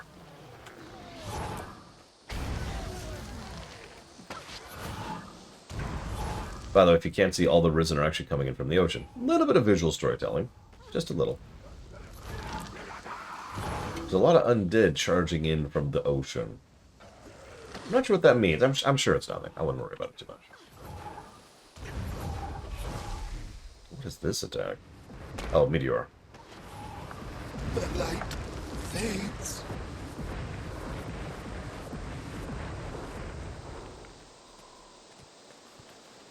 Okay. What's a dodge tutorial? I, as a brand new player to this game, have not seen anything that indicates it is a dodge tutorial.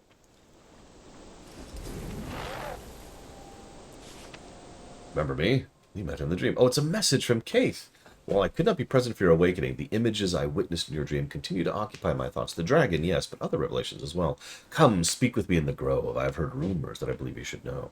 Whispers of a green knight resembling the one in your dream. The leader of your cycle has offered to interpret your dream and offer wisdom. I sense you will need this guidance. Travel swiftly. Oh, okay, sure, yeah. But first... Again? Okay, whatever. Get out of my inventory. Just get out of my inventory. Go away, go away. Let's see.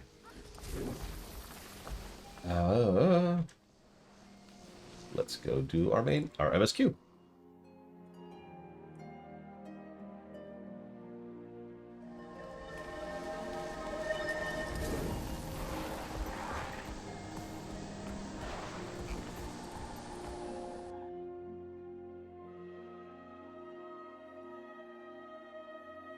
Plugins are amazing, by the way.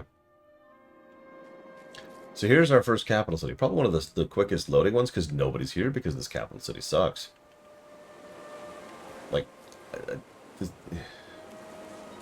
the layouts are awful. That's really what it boils down to. So yeah, Giga, we gotta show off all the classes, obviously. Remember, you're supposed to do this on foot, too. Some of the capital cities up there. Most unique MMO race that is playable.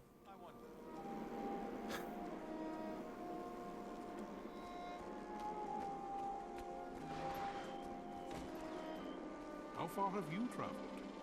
To the ends of Tyria and back. How far is that? Far.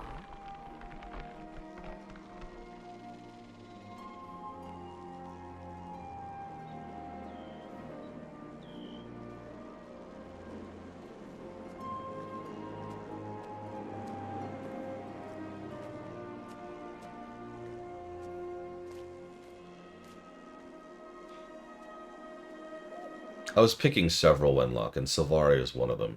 I agree, Severus. So let's get you a nice shot of the city here.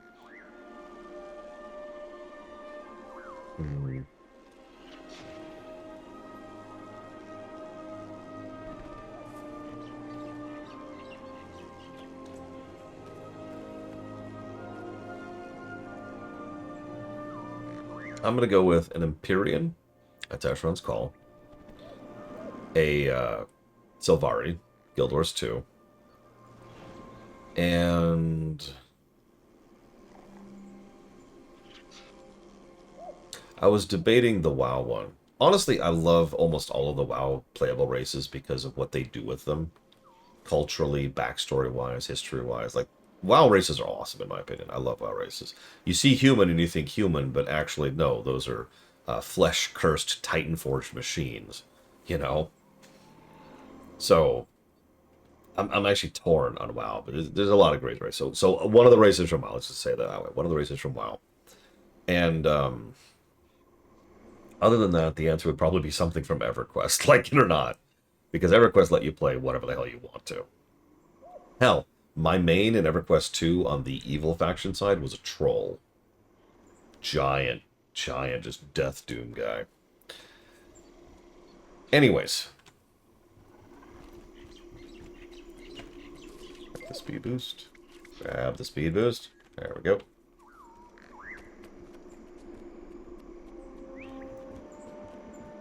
Char are also awesome. Char and Silvari kind of battle it out for my favorites in Guild Wars 2.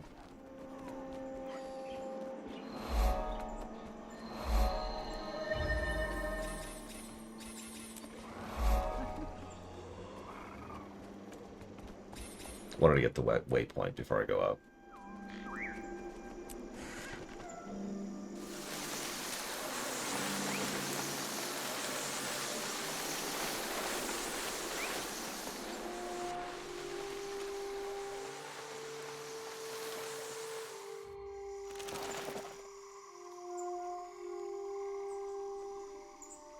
What's morality?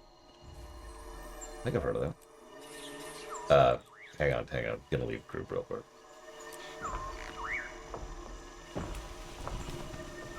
Oh, I'm looking forward to it, because I have no idea how it's going to be.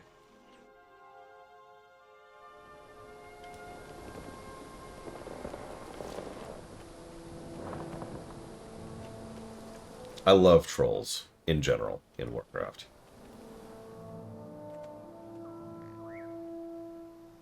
I knew we'd meet again, young Valiant. You know that because you saw it in the dream. What else do we dream that comes true? Much, but not always what you might expect. Why? Is something troubling you? Somewhat. In my dream, a champion in brilliant green armor defeated all challengers. He seemed invincible, yet a small mouse nipped at his heel.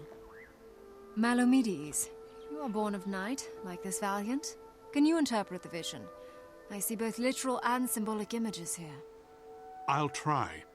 Did you see any other patterns in your dream? Stars or sigils? Did you... Help! Somebody help me! That brute is killing my beloved! Stop him! What? Where? Show me! The trouble's this way, Valiant.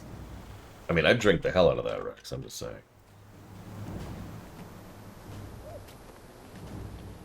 Most cohesive world Hurry! in terms of, like, geology? Please, enough! Victory is yours! Just let him live. Live?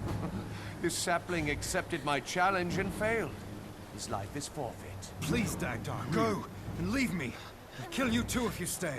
You're a monster, Berserk. I won't let you do this. I won't live without my beloved. So be it. As Ventari teaches, hard ground makes stronger roots.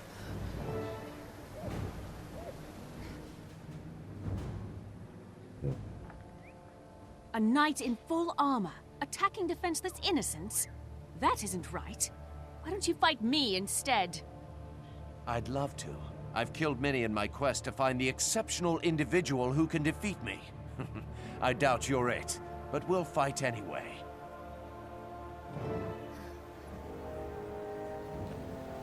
Okay.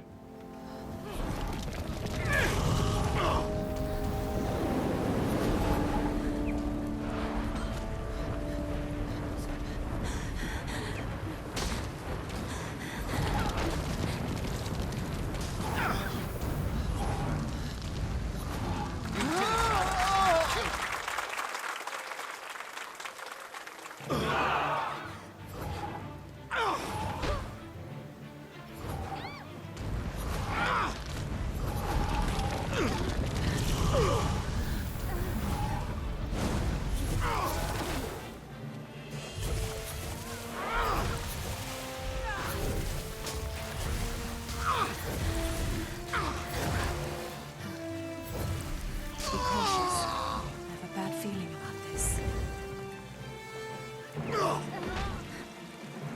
Funny you say that, Aurelia, because I'm pretty sure this is Jeremy Sewell.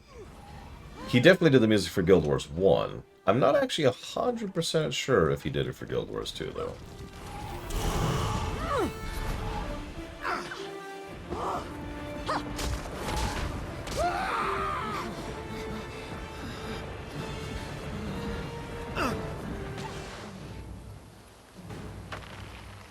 A Valiant. Good try, but you're no match for me, Weed. You did well enough that I'll leave you alive. For now. But I'll be back. The next time we fight, try to make it a real challenge. Or I'll make sure to finish what I started here today.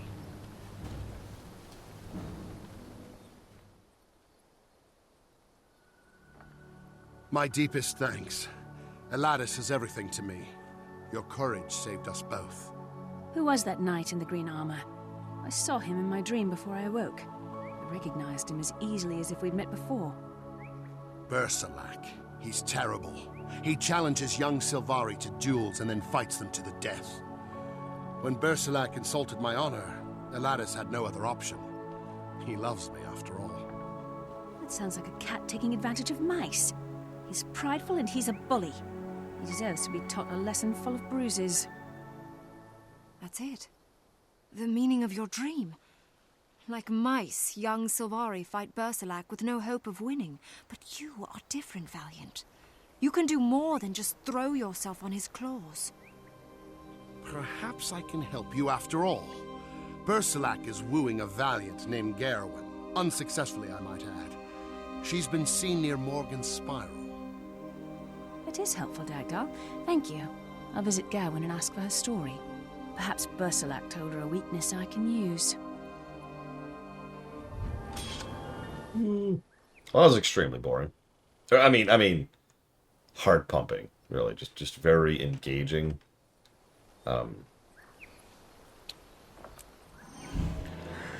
Yeah. Sorry, what? All right, I'm being facetious. I apologize.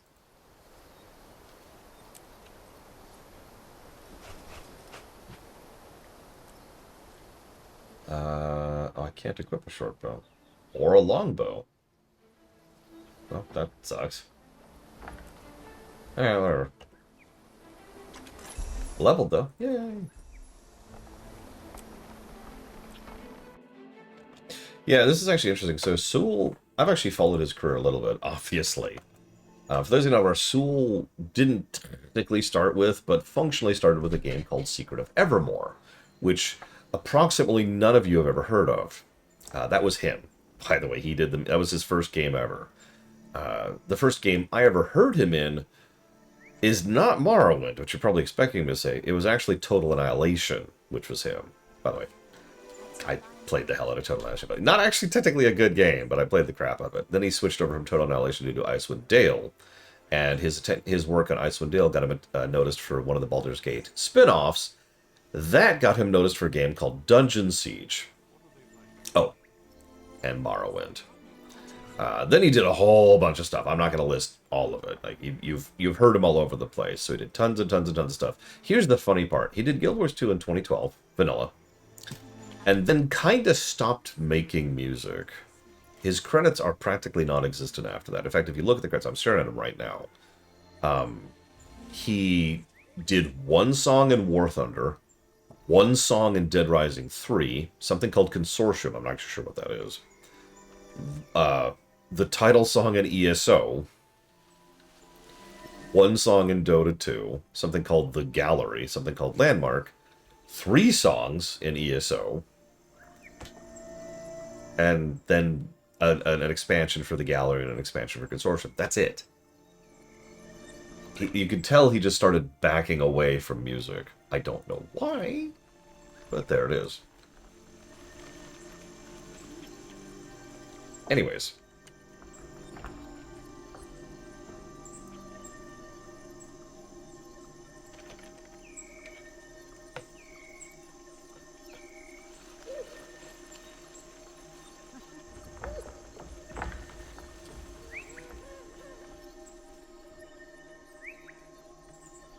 Oh, I agree, Rex. I would actually go very far out of my way to praise Morrowind's music, as well as Total Annihilation music. And even Secret of Evermore is, like, actually a surprisingly good soundtrack, considering it's his first. Okay, so what's the next step? Talk to Garroway. Where's that?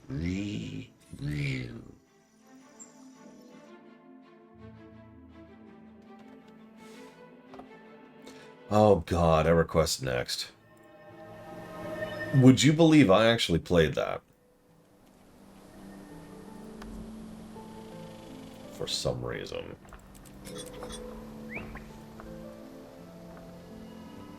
I think Guild Wars 2 has better music later when it's not him, ironically.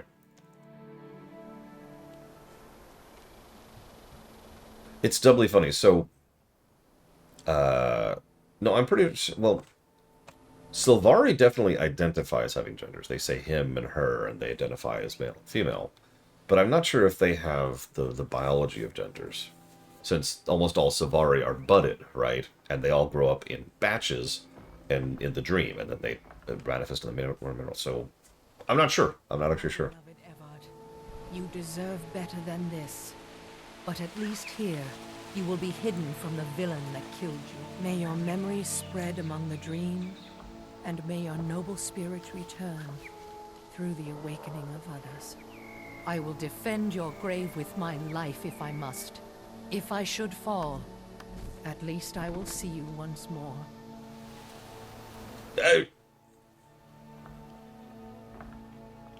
Excuse me. Are you Gawain? I need to speak with you about a Sylvari named Bersalak. Bersalak? He is a beast. He killed my beloved Evart. If you are his friend, then you are an enemy to me. Just the opposite. Bersalak is attacking young Sylvari in the Grove, and I plan to stop him before anyone else gets hurt. Oh, that's very different. You see, my love was killed in a duel with Bersalak, and now I guard Evart's grave. I wish only to mourn, but Bersalak plagues me with his lovesick mewling. I buried Evart here to get away from Bersalak, but even in Morgan's Spiral, I can find no peace. The Risen are everywhere, those horrible undead creatures. Even now, they're massing to swarm over this hill. Bersalak is killing innocents. I must find a way to defeat him, to overcome whatever trickery has made him powerful. If you help me find a way, I'll help you guard Evart's grave. You would? Oh, thank you. Yes, I'll gladly tell you everything I know. You see, Bersalak's armor... Wait, do you hear that? Oh no, the Risen are coming. Quickly, prepare to fight! Is it me? Unmassing at Morgan's Spiral. Is it me? We should use these seeds to fortify our location before they arrive.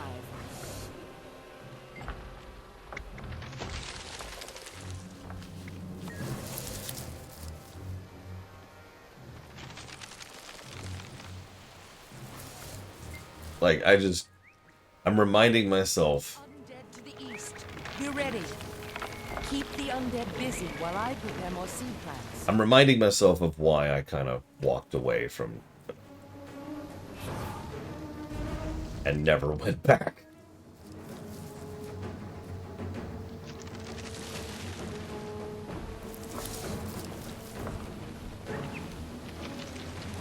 There they are. She's, where's the friggin' Risen?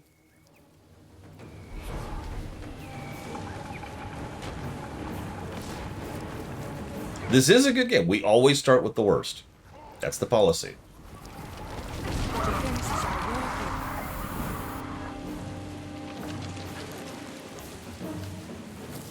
I know a lot of people where the story caught them in Heart of Thorns, but if I'm being completely honest, the story didn't actually catch me until... hang on, where was it? Here it is. Season 3, right here. This caught me. And of course it leads right into Path of Fire, which leads right into this, and it's just been awesome ever since.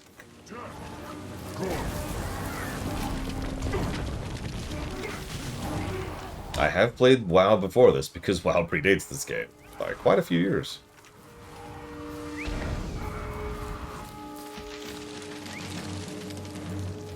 Oh man, I remember having, like, I think it was like the weirdest combo. It was Axe Horn, I want to say, with my Necro. Yeah, so something I was talking about with the lore runny recently is how the more I sit and think about it, the more weirdly common it is that games, shows, and movies don't hire a writer because writing is just so devalued in the majority of businesses, right? The enemy can come from either side. Stay alert. Yeah, exactly, Aurelia. That's actually a really good way to put it. There. I do, Jalix Brown. More undead. It's kind of frustrating because I approve of the concept. I need to prepare more seed plants. I approve of the concept of people having the right to review bomb things. But the consequence of that is that people review bomb things for whatever reasons they feel like, which may or may not be what I would consider valid. This one. Oh, hey, we just got air. Oh, shoot. Oh, shoot. Oh, shoot. Hang on, hang on. Let's not play with a brand new weapon type. But I have no idea what I'm doing.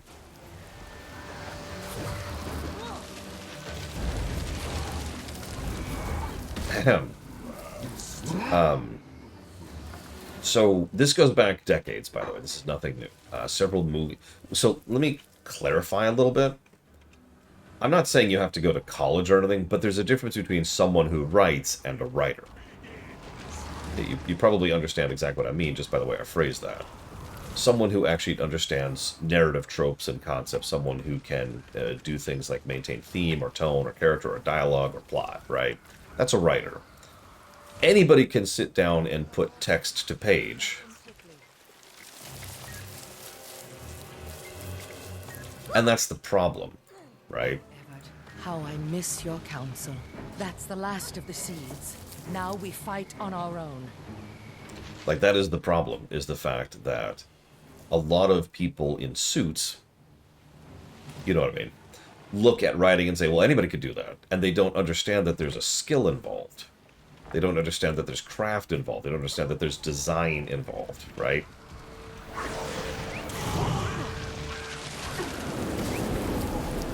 Exactly, Crazy Norse. Exactly right. So, I can name a fairly large number of works of fiction that either started off without a writer or never got a writer. And were pretty successful.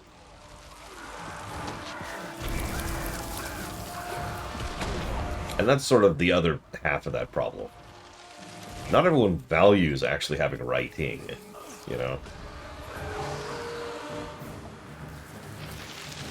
Yeah, exactly, Kennex Count. Good example. Good example. And has happened.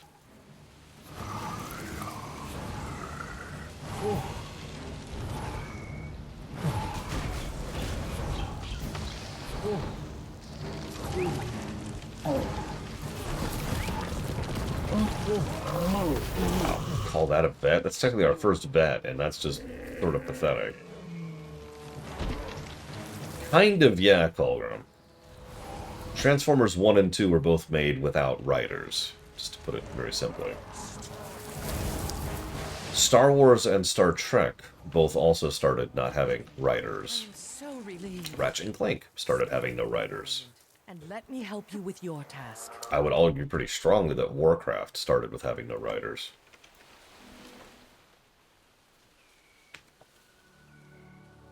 There.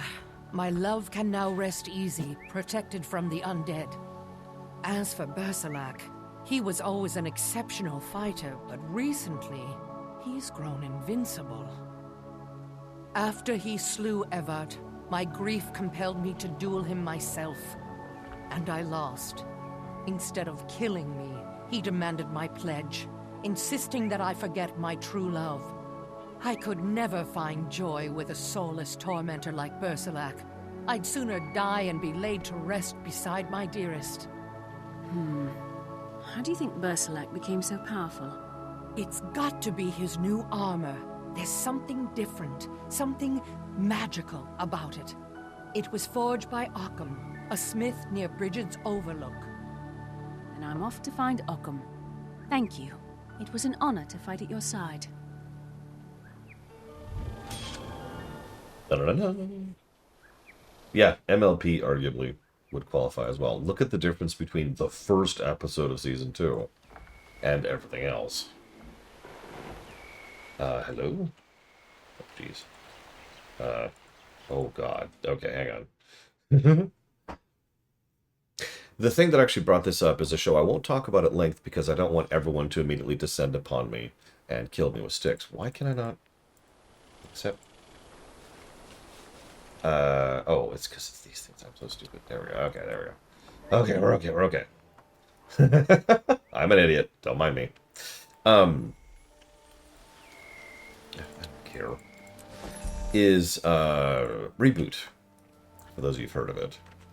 I've been covering Reboot lately for the Lorraine on their request, I feel like adding. It has been shocking how it has been is how I'm going to describe that. But anyways, that's not what we're talking about. What we're talking about is I've been looking into Reboot, and the more I look into the behind the scenes, the more I think that they, for the first 2 seasons, specifically when they were under ABC, didn't have writers. There were a bunch of 3D staff artists, right? People who were 3D art generators who were trying to push the limits of that, and they wanted to make a show. Why would you hire a writer for that? That's just silly.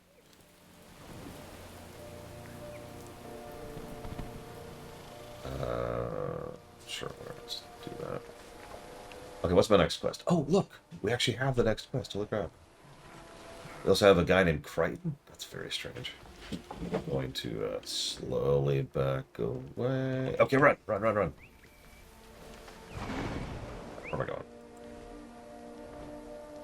I don't know the waypoint up there.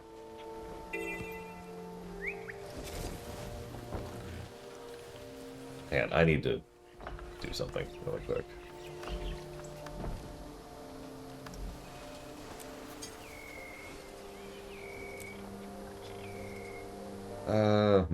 For this character, for an elementalist, I feel like this is the correct call.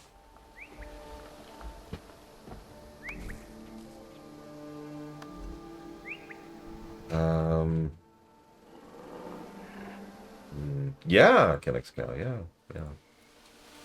Let's see. Red and blue? I feel like red and blue. Yeah, there we go. Or actually, hang on, let's grab that blue. So we'll use the same blue as our mount. There we go. And then we'll use the same red as our mount as well. There we go. Hey, PB Good Fate. Don't worry, in 12 minutes I'm going to go take a drink break.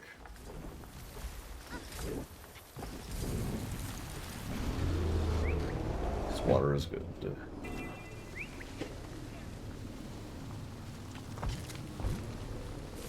Cat's been doing better. He likes to spend the evenings in here with me, just either on the desk or clawing at my leg.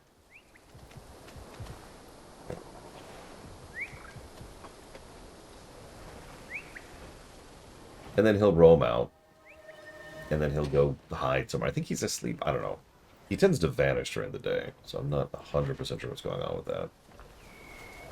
Because I don't know cat behavior. I've been leaning on Pax, who owns 2 cats, to like help me out with some of this.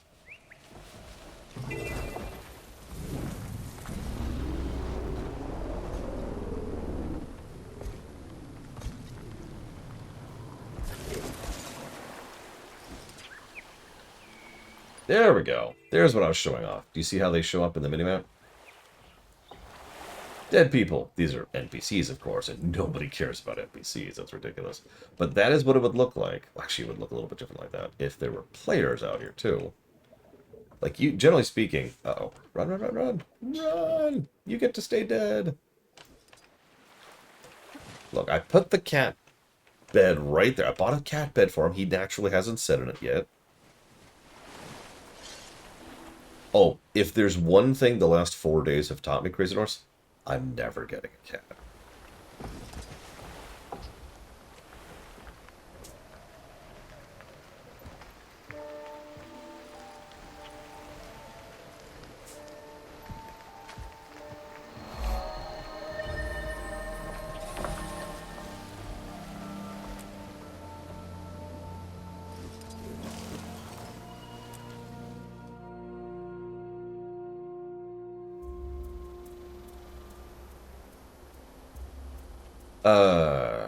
I mean, hexadecimal carried painted windows, 100%. But honestly, the whole episode was solidly blue territory until the second to last cutscene. And it wasn't until then that anything interesting happened, in my opinion. Let's see. I don't want any of these. I'll just do that just so it'll shut up.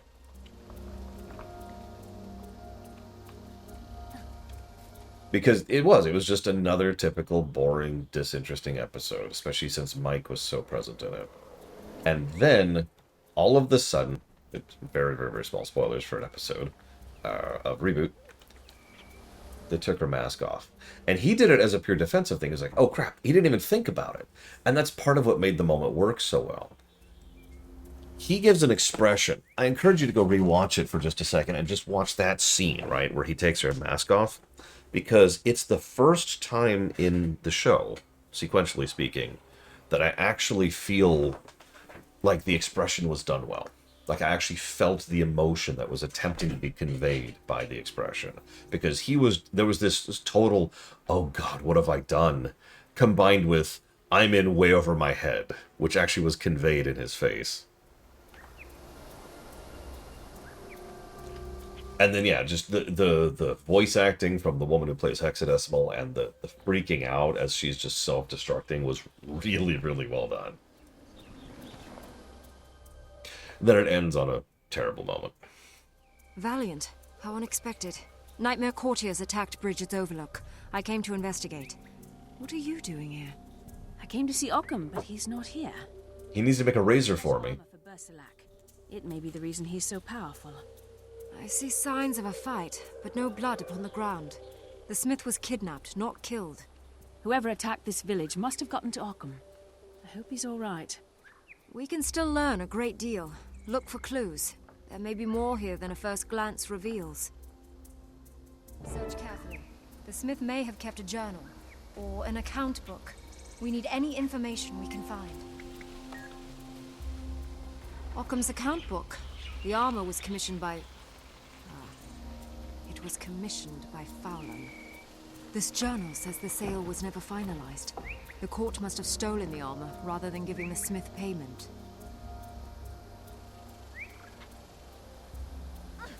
I think I'm noticing why I've never really noticed the lack of music in this game. It's because during cutscenes, during MSQ I should say, there is music playing.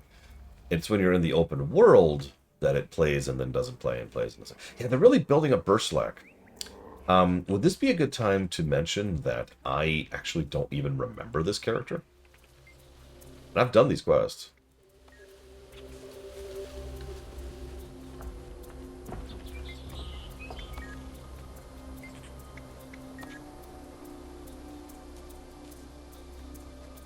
Look, Occam's journal says the enchantment on the green armor works only if the entire suit is worn.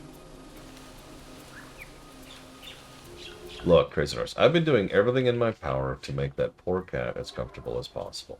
He has had a very unpleasant run, right? Like, as the house was slowly emptied more and more and more, and everyone's running around, and there's constant cleaning, there's constant moving of stuff, and there's strangers showing up.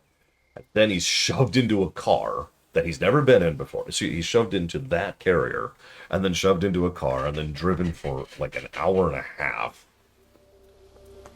And then shoved into some new place where there's only one person he recognizes. And everything smells different. I feel bad for that poor cat. But just because I have basic empathy does not mean I'm a cat person. The notes say that the armor Bersilac wears is the only set Occam crafted. Good. I'm really hoping that my sister chooses to fly him up instead of having me drive him up. Both will be unpleasant, but one of them will be a few hours of unpleasant. The other one will be half a day. If Fowlin commissioned his armor, then Bersilac is a member of the Nightmare Court. He... Listen. I hear footsteps. Someone approaches. What was that emote? Let us see what we will see. Ha! That sniveling smith refuses to work without his own tools. Don't waste time complaining. If we don't return soon, the Duchess will flay us and make a winter cloak. Hurry up, you wretches. Collect the tools, and we're away. Do you hear that? Someone is coming.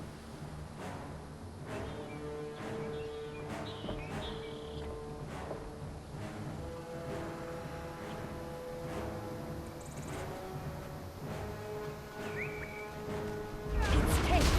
Catch her, and we'll earn title in the court.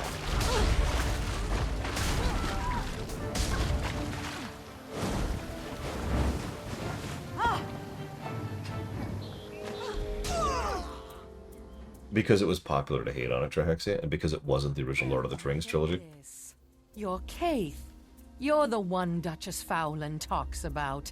She'll be delighted to hear you're still alive. Speak her name again, and I'll cut it from your tongue. Now tell me where they've taken the smith.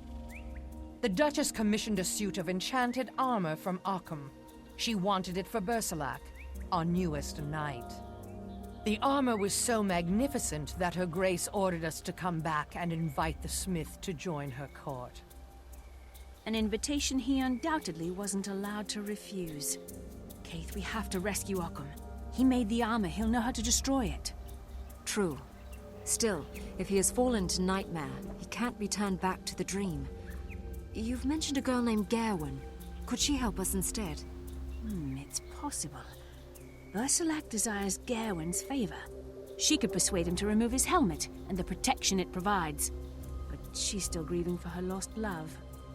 Maybe the taste of revenge will cure her grief. Maybe it won't. Does it matter, as long as we stop Bersalak? We shall go to either Gawain or Occam. The choice is yours. Not a chance.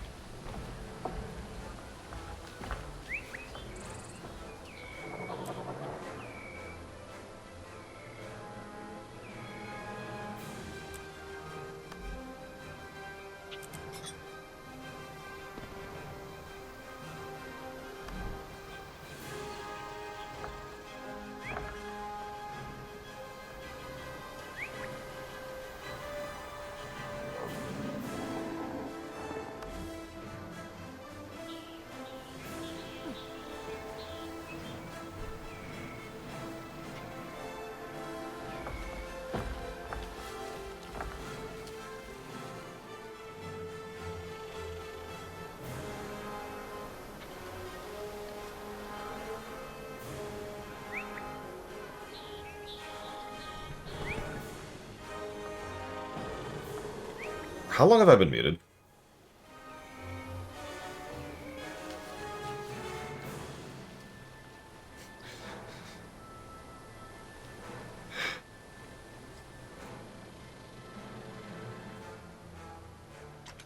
Well, I'm not going to repeat anything I just said, but I'm going to repeat the second thing I was in the middle of saying. So, a lot of people like to rag on Peter Jackson for the fact that the Hobbit trilogy exists. It wasn't his fault. It was actually the executive's fault. He wanted to do 2 films, which may or may not have worked, but the executives were like, no, let's do a trilogy, because the last one was a trilogy and it made bank. And then what I said, and what I was in the middle of saying, was, let me explain the executive mind to you, okay? You ready for this? So let's say that you've just had a really nice pizza. Oh my god, this pizza's so good. And it was served on a green plate. Oh god. Okay, so you go to a burger joint. You say, yeah, I want this on a green plate. And they're like, what? Yeah, I want this on a green plate. And they're like, well, we don't have any green plates. And you're like, well, it is crap. Go get me a freaking green plate. And they'd say, no. And it's like, okay, fine. You take your business somewhere else. And you just look for someplace that has a green plate. Now, you may or may not find a good burger joint. But you're not looking for a good burger. You're looking for a burger on a green plate, because that's what made that pizza so good, was the plate.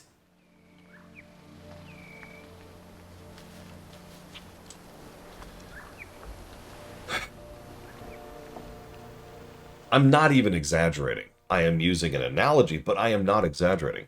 Executives have this thing where they love to see a simplified view of the world because they're children. And so they try to pick out one example of something, one factoid, one piece of information from something, and say that this was good and it included that. So that is the thing we're going to focus on. And this is constant everywhere. This is true in all of executive thinking, not just in fiction, not just in entertainment industry, right? Oh my god, this type of bridge building was so wonderful. We should build our bridge just like that. Crumble, crumble, crumble. Why did it crumble so hard? Well, because they had unique geological circumstances that you didn't. You morons. This is true everywhere. Executives have no goddamn brains. Moving on. So Pax was correct. I actually haven't done these quests, I think. I do have a way to check this. I'm actually curious how many of these quests I've done. So let's hop on my char first. I don't think I've done the char quest, but we'll find out. We'll find out.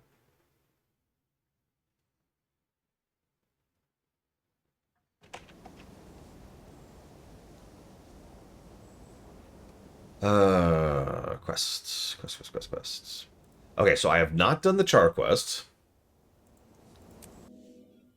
That'll be fun. I'm almost positive I've done Ashura. Well, I wasn't thinking about it. I was just thinking this is... I apparently have not done Ashura. Hang on. That can't be right, because I have memories of Ashura. Unless I might have stuck around for someone else doing Ashura. I don't know.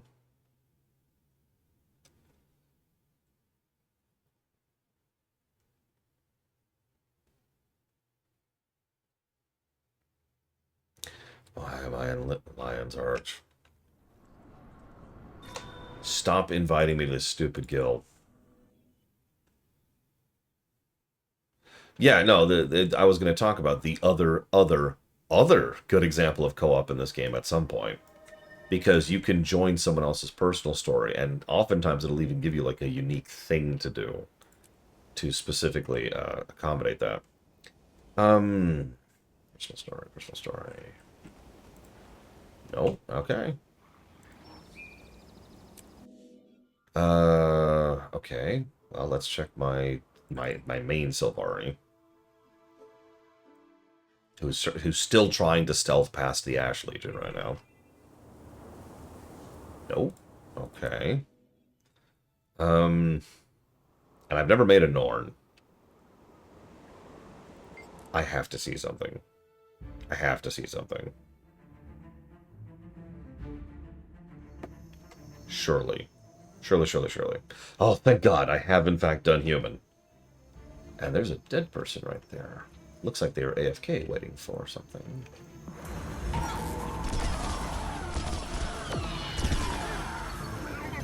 We have the power to repel Mordramont, and we shall protect its Mordram from Tarir.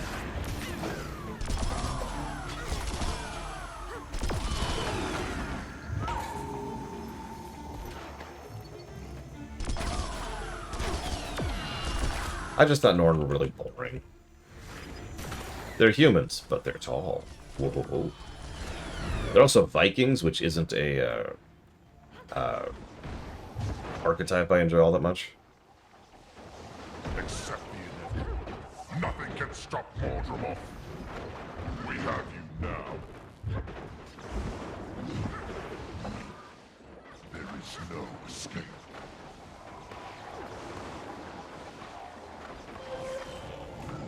Kinda, yeah, Aurelia. No, I was just gonna res someone. I just wanted to res someone. Oh, is Octavine happening now? What? Did I miss it? Did I miss Octavine? Oh, that's funny if true. Okay, that's fun, doing 0 damage. Yeah, you should probably run. I'm doing 0. I'm also going to run. Okay. I don't exist. Don't mind me.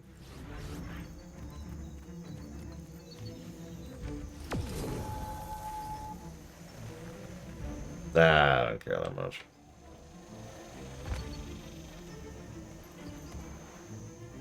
I mean, having to hit the LFG button, which I don't even remember what button that is, that's too much effort. It's fine, it's fine. Hello, Zar. It's actually not Y, as you can see, because I've rebound everything in this game. Because the default key bindings suck. So yeah, apparently I haven't actually done any of these requests. I swear I've seen some of them. Except for human.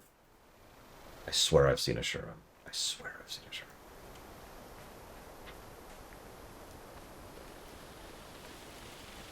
What is that button? H, apparently.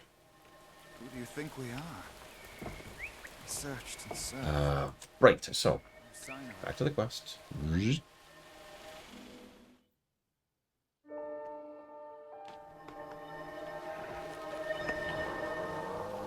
Alright. Before we start this... So there's friends in the LFG system and it all sucks. Alright, so there's a reason I'd have that completely unbound. I use the guild button to do my invites. Because this is just so much easier to parse and quick, and it's just like, boom, grab, done. Whoops. This stupid thing is garbage. This is garbo right here. I spit upon it. Patooey. Alright, I'm gonna take a water break. I'll be right back.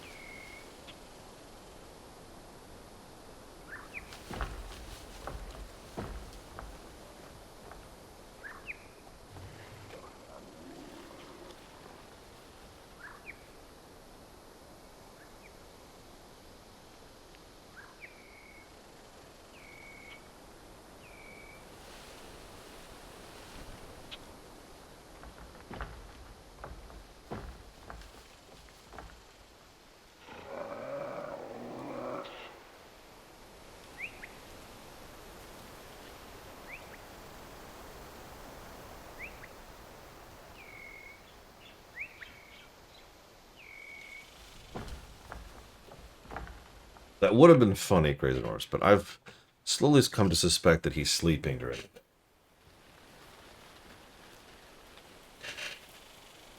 Probably why he's so bored at night.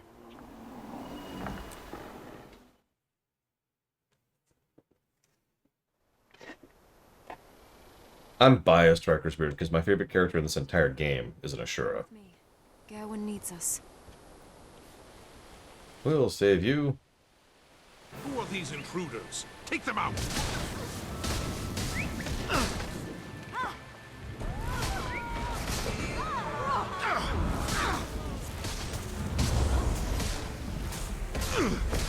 It is Timey, yes. Timey is my favorite character in this game, bar none. Quickly, Valiant. We need to get her on her feet. Like, it's not even close. Now, if you say you like Bram, then we need to have a chat.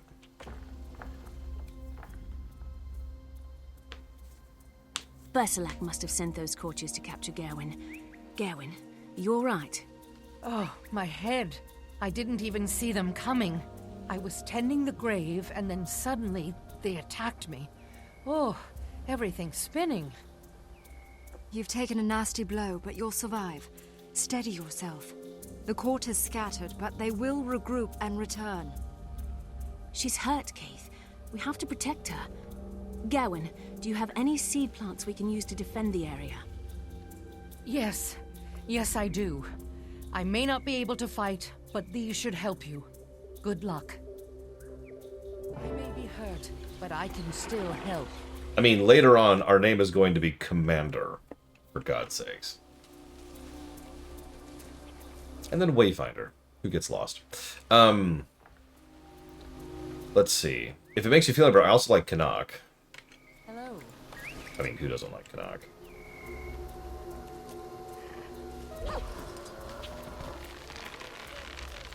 What is it? Be on your guard. They approach.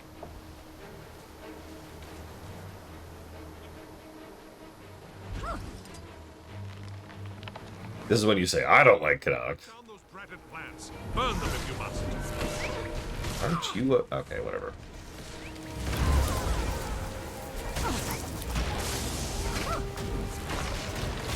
Yeah, I would say Path is when Canuck was most interesting. My favorite tiny detail in the entire game, tiny detail, is that Canuck ran around during Path of Fire, hitting every gambling hall in Alona, betting that we would win against Palo and Joko. He made a lot of money.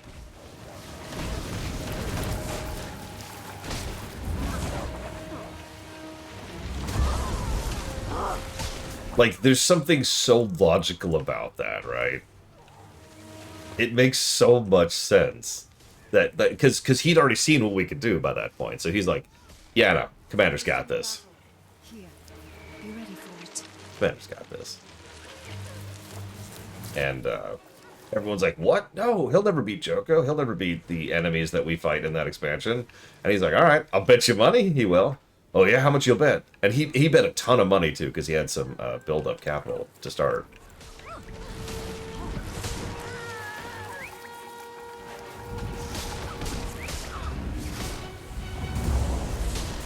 Okay, this is going to sound weird. I'm liking Great Mace so far as Elementalist. Way better than Staff.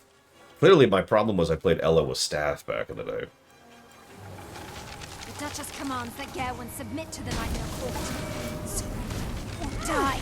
Now that sounds like a joke, but actually, something I have noticed about this game is a class can be made or broken on its weapon. What weapon you pull out.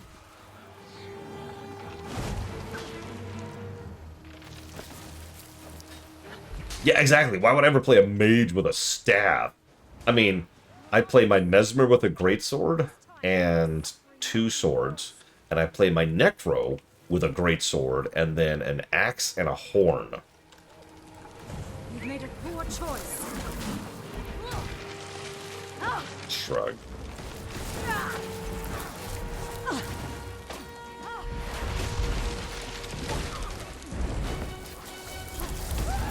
Yeah. Yeah, I was going to say, I'm going to play my Thief once I get set up on it, because I haven't had time to do that yet. I'm going to play my Thief with a staff as well. Nightmare descends once more. Kill them all! And yeah, Warrior is going to be... is your healer thing going to be staff too, Pex?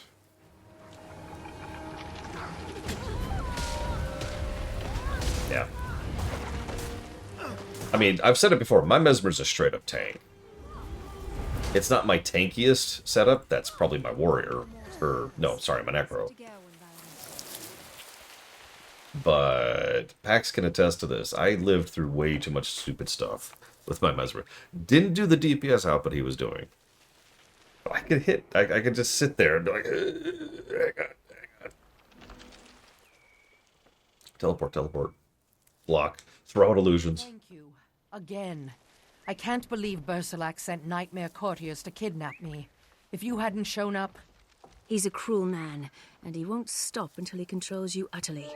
Gawain, I need your help once more. Data in Star Trek, Aurelia, is as close as I got.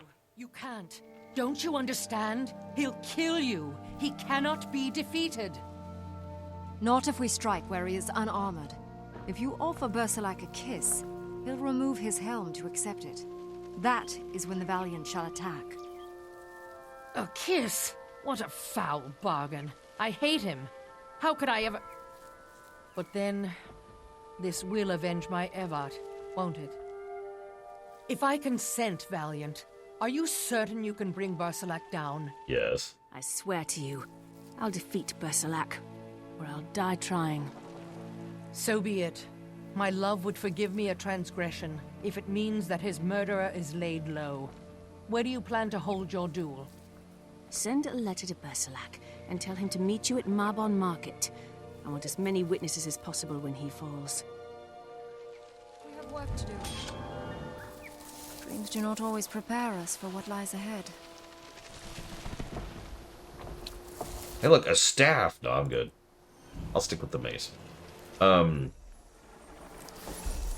Zakharov. No, wrong name. Is it Zakharov? Oh, Jesus. I feel stupid now. Hang on. Look, it's hot. I'm tired. I'm sick. What do you want from me? I'm making excuses because I feel really stupid. It's Giga, for everyone. It is. Prokov Zakharov.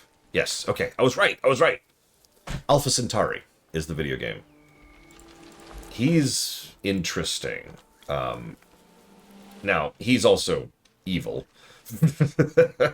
Or more accurately, he is completely amoral. I still think Morden's a better example. You can help! Please! I'm at your service. Right, right.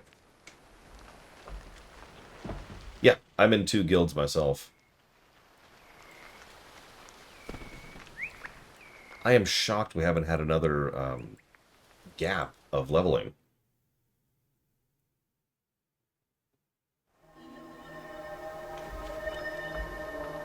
One, 2, 3, 4, 5, 6, 7. How do I, like, decline this forever? Oh, I've been invited to several guilds. How do I, like, perma-decline? Decline. Okay. Join lore. There we go. Well, I'm going to leave this tag on because I want the benefits of it. But hey! Yeah, that's a good way to put it, Aurelia. Because Morden... You know what? I'm going to take back that I actually think Morden is good aligned. I know that sounds strange considering he does many morally questionable things. But his morality is entirely focused on doing good. He is just doing so in an extremely mathematical way. Like, it's one of his first quotes, right? Many ways to help people.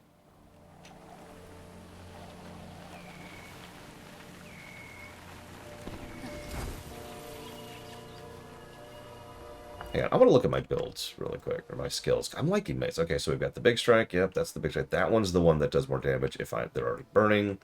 What's this do? Oh, okay.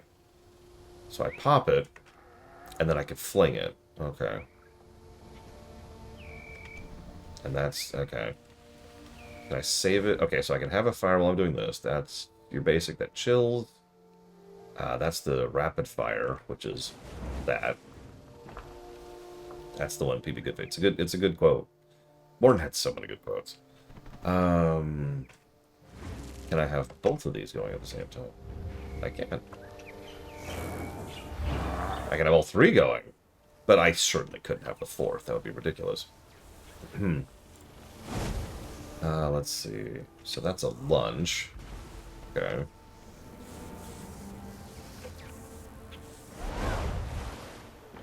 And then this is the... No, that's that one. Where's the... Oh, it's going to be in lightning. Right. Yeah, here it is. So you drop it. And then we do this for a minute. So that's our whirlwind. God. Yep. Okay, so all the 3s are standardized. I'm with that. That's the knockback. And that's the giant nuke. The slow nuke. Okay. I think I'm found. And then I have a bunch of junk abilities over here that don't matter. Okay.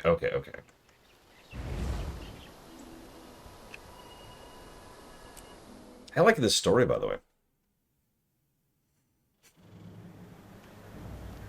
Follow me, please.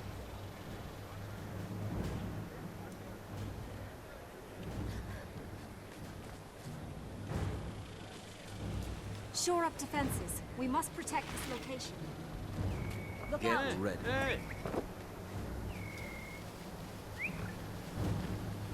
There's not much AC in here. Most of the AC comes from that room. I have to keep that room closed because the cat can't get in. The clouds around here are on edge. So it's not a good sign. I fight in your honor, my poor lost love. Sir Bersalak, I'm so sorry. I've been blind, but now I see that I truly do love you. Yes, you've been foolish. I'm your perfect match. Tell me that you love me, Gawain. Kneel at my feet, and I will forgive you. Love you? Just kiss me. Kiss me quickly before you enter this duel, and let us seal our love. With you by my side and Nightmare's power, we will... What are you doing? Give that back!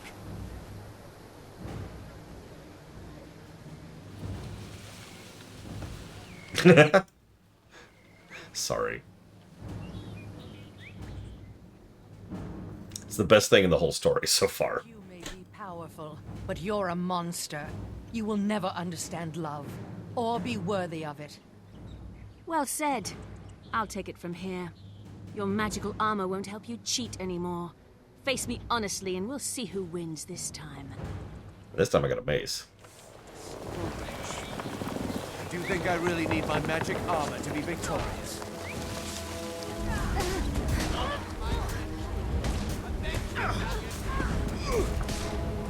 Surrender. Let Nightmare take your spirit, and I may let you live. You're gaining the upper ground. How is this possible? I will slay you all!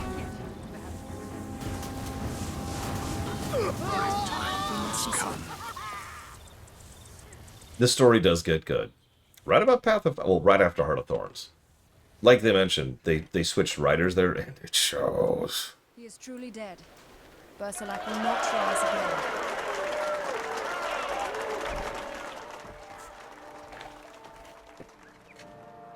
I never thought Bersalak could be defeated. Justice feels empty without my love beside me. My sweet Evert. Where do I go from here? Mourning I mean, I'm single. brings more sorrow. Gawain, Morgan's spiral is perilous to the living. Evert's grave will be safe now. Why don't you come back to the Grove? You can stay in my home as long as you like. Okay, I was kidding. You've already done so much for me. But yes, I would feel safe there. And Evert wouldn't want me to be alone. Thank you. I'm just glad the rampage is over, and the newly awakened will now be safe from Bersalak's cruelty. The Nightmare Court will find another way to draw the dream into darkness. Fowlin loves to cultivate misery. Sounds like you have history with the court, and this Grand Duchess Fowlin. I knew her once, but I don't know her anymore. Never mind. You've done well, Valiant. Enjoy this moment. Like all victories, it will fade. Come. Like Gawain, we should not dwell on sorrows. One image in your dream has been resolved, but the other, the dragon, remains. It is time to speak with the Pale Tree. Look, if she cleans and takes care of the house, I'm fine with that. Just do the basic chores so I can go off and save the world like 15 times in a row. I'm fine.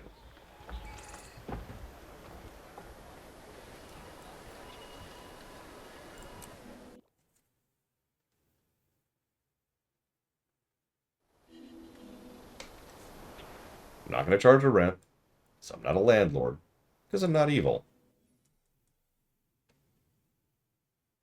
I mean, you say that like Low Walker Theater had bad acting. Oh, God, I stopped keeping track.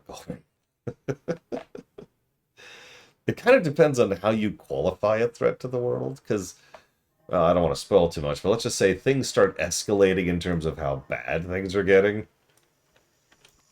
Oh, Jesus, the guide is like, go up here. No, go over there. No, go up here. And it's like, ah! Where do you want me to go, Gabe? Ah!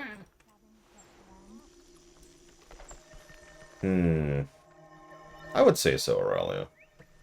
I could also name a couple of smart villains, but really there's only a couple, that's the problem. Most villains are stupid. Is it up? It looks like it's up.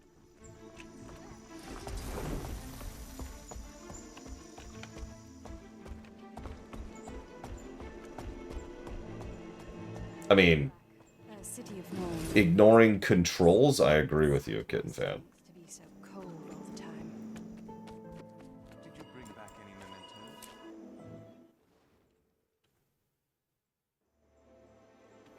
mementos? Yes. Oh, sorry. Probably Giga, but no. Oh, yes, I did. Greetings, my valorous child.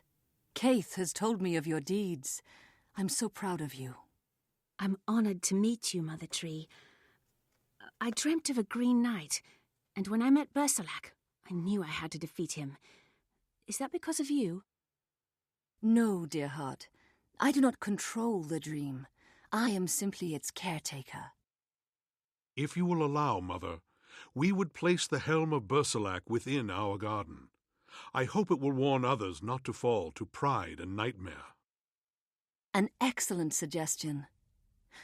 Let the lesson be that strength of heart shall always overcome strength at arms. Why is there no music for this If I may cutscene? ask, Mother, in my dream, I also saw a fierce, horrible dragon. I've been told it is my wild hunt to face this monster. Is that true? I fear that it is. A wild hunt is a sacred thing, a burden placed by the dream upon the strongest and the bravest of my children. In your dream, you fought an elder dragon face to face. Only 2 of my children have had such a dream, you and Kaith. All Sylvari fight the dragon's servants, the undead, but I believe you will face Zaitan itself. I also believe you will prevail. I understand, Mother. Thank you. Be proud of your victory this day, Valiant. But remember, peace is short-lived. You will be needed again, likely very soon. I wish for the Valiant to meet my eldest child. Traherne has returned? Did I get a key from this? Oh, that's funny. Mother, is that wise? Do not question the dream. We must all play our parts. Yes, Mother Tree. I will see that it is done. Gotta make sure I'm unlocking skins. Oh god, and then it goes back to being quiet. Oh god, I should have left the music playing. No! Why is... I'm just gonna officially give the no music negative. Like, what the hell? Holy crap.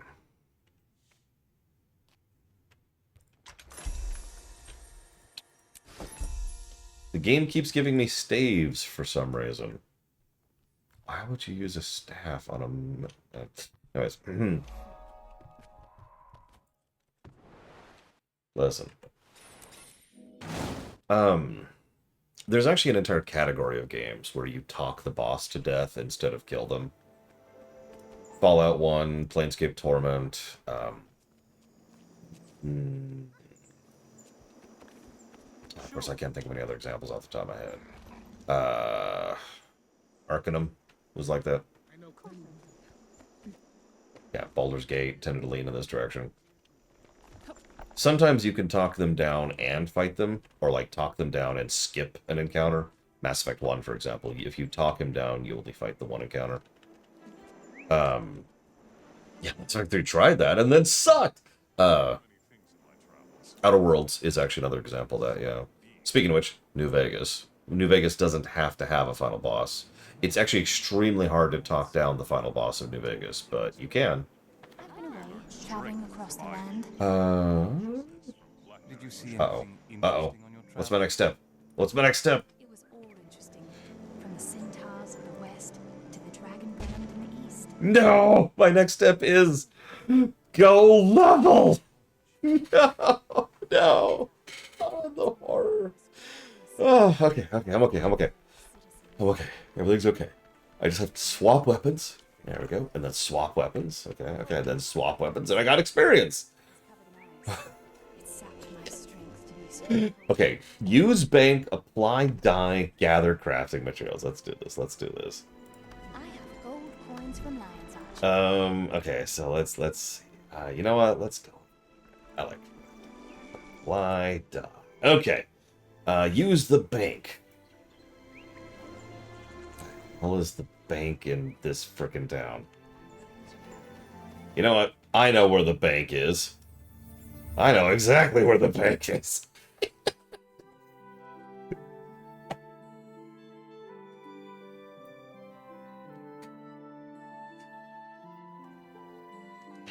We're trying to gauge the new player experience, Scumlord. I've got an 80 booster, and I've got dozens of experience things on me.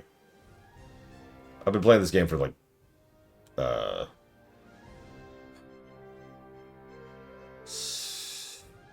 5, 6 years, I think, total. I was trying to axe off, because I didn't play for the last 2 years. I didn't play those 5 years, so that's 7 off of the total. Here's the cutscene. Alright, so, to the bank. Woo! Yeah, 2017 is when Path of Fire came out, and that's when I came back to it. I offer the best prices around. Just dump that in there. I've used the bank!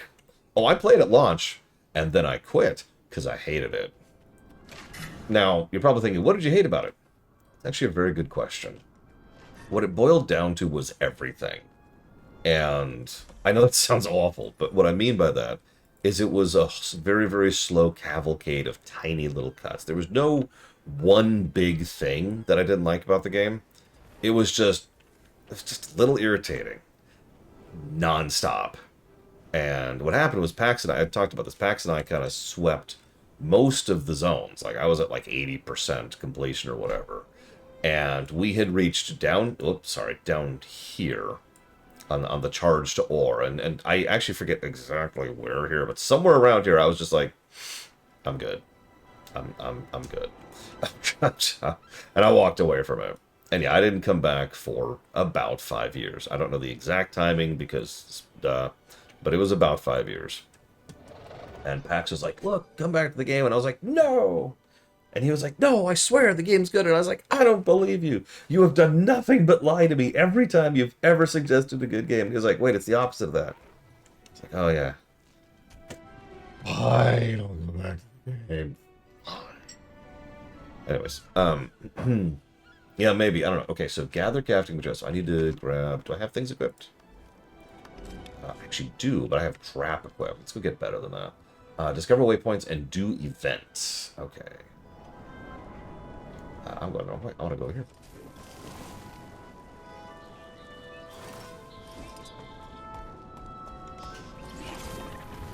Oh yeah, by the way, pro tip, you see this reinforced armor?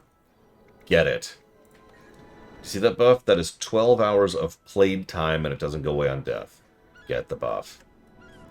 I greet you like the sun greets the moon. Out of my inventory. Nobody cares, nobody cares, nobody cares, nobody cares. Alright, I want to buy that. Life is a trial.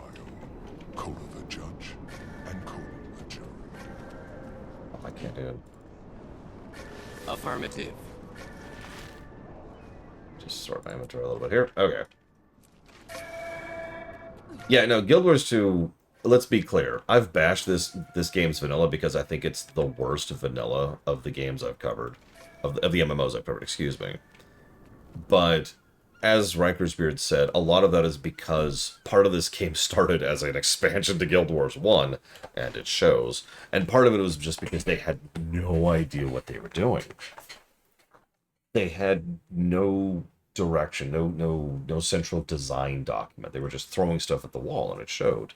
There's a reason why so many of their features just stopped existing, right? Oh, I'll talk about the living world when we get there. I don't count 1.0, PB Good Fate. I count ARR as the vanilla. I get your point, but yeah. If we count 1.0, then 1.0 is the worst game ever made. So I'll just make that what you will. Can I raise anything right now? Hey, look, it's hero points. The worst feature of the entire game.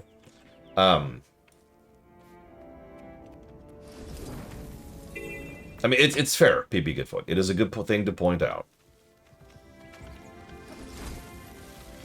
I should also mention that there are worse MMO vanillas than Guild Wars 2 vanilla, because I played EverQuest at launch. Thank the gods you came along.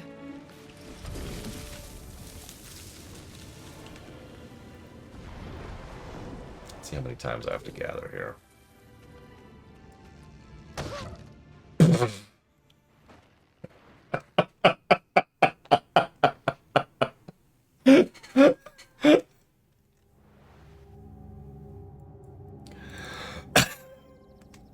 Yes, it was, Mr. Red.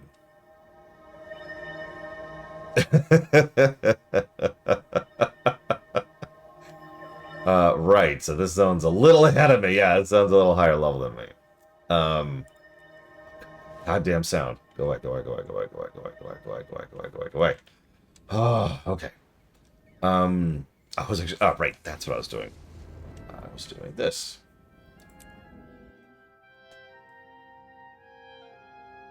Yeah, please watch it. I spent an hour and a half doing a detailed discussion, very well researched, and including my own personal experience, detailed discussion on what 1.0 really was like.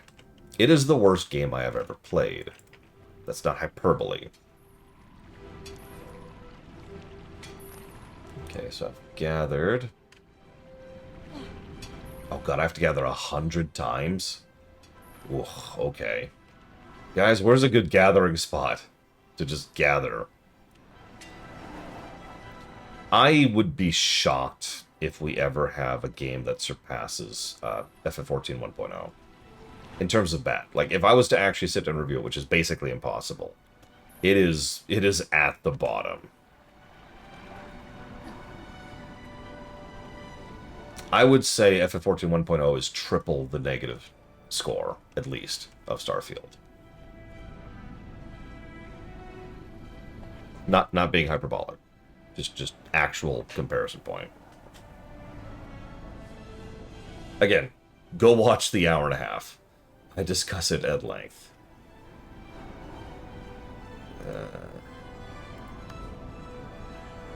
Get out of my inventory. Okay. Xanthier pastures, huh?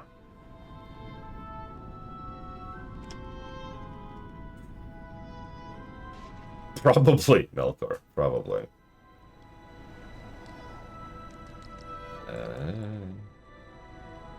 Let's head back to here, because it's the only place I can hang at. It was just a one-off comment. Someone asked how much worse than Starfield FF14 1.0 is, and this is something I've actually thought about, so I had an answer ready to go. It's probably about triple the negative score. Care for an expedition? Maybe to the east? Expedition, eh? Normally I'm in, but that's right into the undead. Maybe they'll clear up before we get there. Pardon me. I'd like to think I'll pass. Well, anyways, I'm just going to keep an eye out for gathering. Let's go gather waypoints. How's that sound? There's one up... There's probably several up there, but I know there's one up there. Let's go grab that one. Yeah, FF14 1.0 is kind of hard to properly explain. There's a reason I sat down and spent 90 minutes explaining it. That's why I keep recommending everyone watch it. It's the first VOD. It's the very, very, very first episode. I'm going the wrong way. Of the FF14 run. So it's easy to find. And it's just the discussion about 1.0. Yeah, no, 1.0 should have completely sunk the company.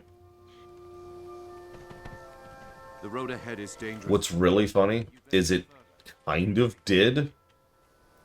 Yeah, it's been on YouTube for forever at this point. That was a couple years ago. I should hope I put it up to YouTube by now. The company actually went fully into the red. They were not doing well.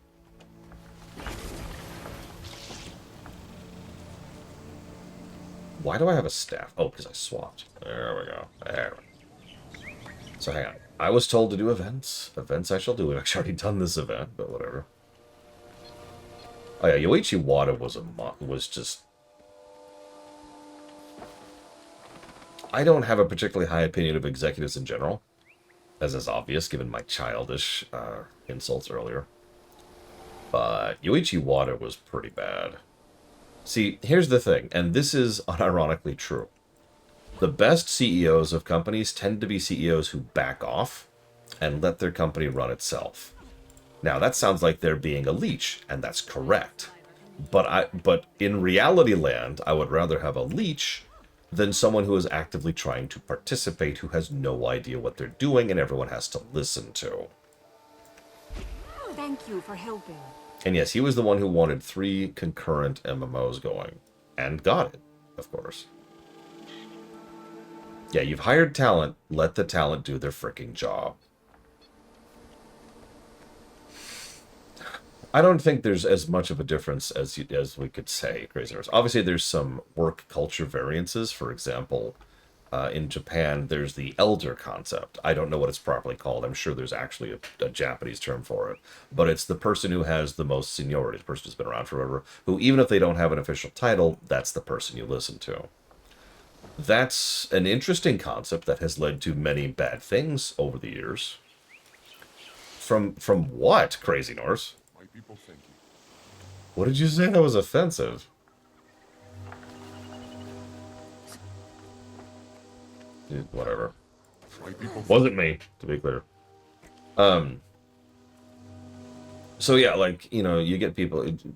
The most obvious example is Miyamoto, someone whose career I have studied at length. If he makes an offhanded comment, people will bend over backwards to make it happen. Speak to me if you need Heilig saliva. Thank you for helping. That's that seniority thing. But near as I can tell, that's the only difference, because Japanese CEOs and United States CEOs and European CEOs, they're all terrible. They're all terrible. The crate witch must be hiding in the Zapottle grounds. Come, we've got to find her. Oh yeah, I might actually be able to do this event now. I apparently need to do 10 events. Yes, actually, I know what you're talking about. I believe it's the asshole American, I think is the actual term for that. It's not a joke.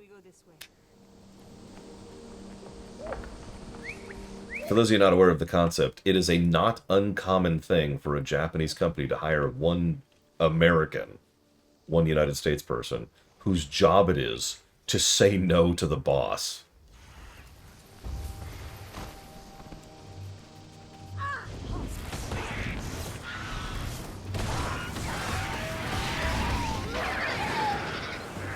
This is going to sound really stupid, by the way. Wait, is Giga here? Okay, Giga's not here. I'm safe. Okay. I'm actually liking Mace Elemental. Oh, hey, speaking of, we just unlocked Earth. Let's try out Earth. So we've got our basic attacks, which are AoEs, it looks like. Yep. And then we do bleeding, apparently. God, Giga's just... It's Elementalist is so bad, Giga. You have no idea. It's the worst. I spit on it. Patooey. Okay, so that's a whirlwind, kind of like the air one was. Actually, yeah. A lot of people forget that the court jester actually had a real job in court politics. The court jester could say the things other people were not allowed to, because you were not allowed to say certain types of things to kings. Court jester could get away with that.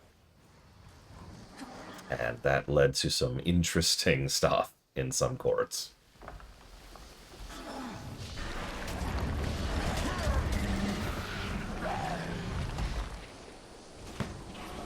I actually don't know. I haven't touched Elementalist in years because I hated it back in the day.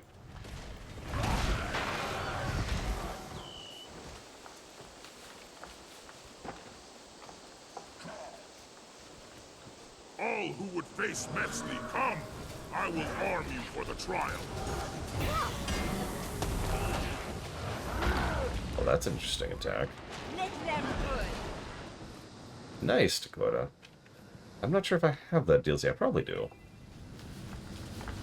Like, it would be logical if I did.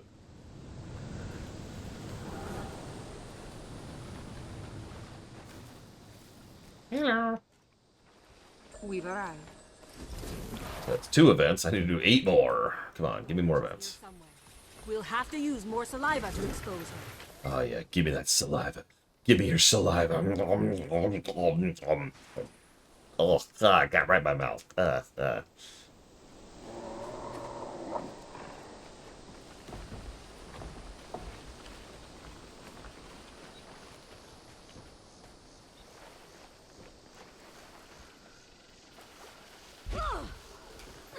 What am I supposed to use it on?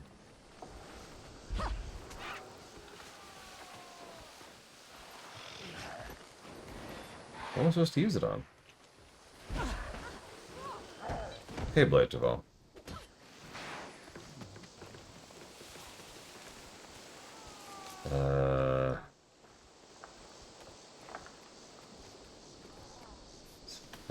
Okay.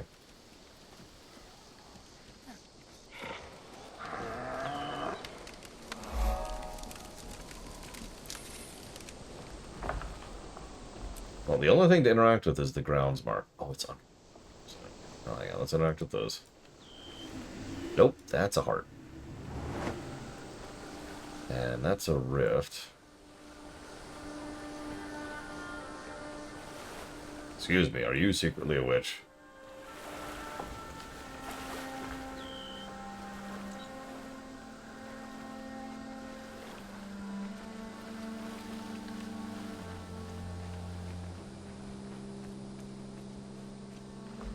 Well, I have no idea how to do this quest, so I'm gonna give up immediately.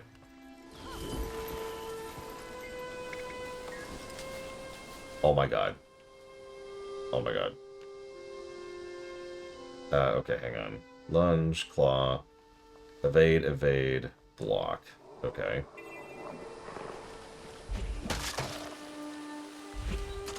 The witch is here somewhere. We'll have to use more saliva to expose her. You've missed everything, Blateville.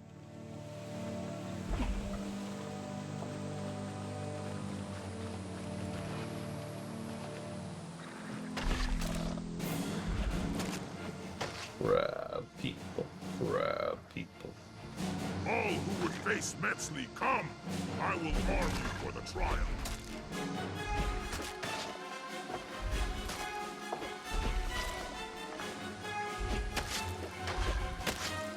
Yeah, as I say, I might not be physically capable of doing this.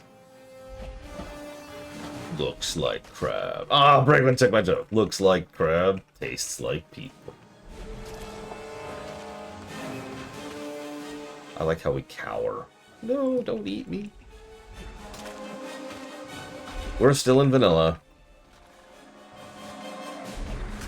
See, it was going pretty smoothly, and then we hit a point where we had to gain another 10 levels to progress the story.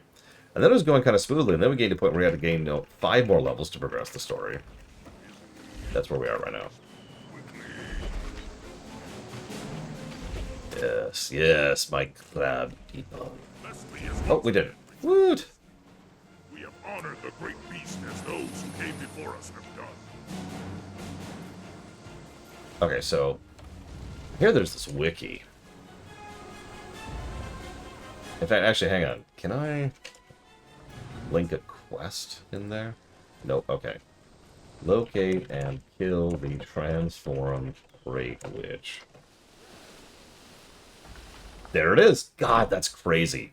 I could just type the name of the event and it pulled it right up. Okay, so apparently we're supposed to use it on the villagers. Okay, let's do that. Good to know. How can I help? Spit in my mouth. Still gross. You'll regret discovering my There she is. Oh, Jesus. First try. Holy crap. I'll simply destroy them.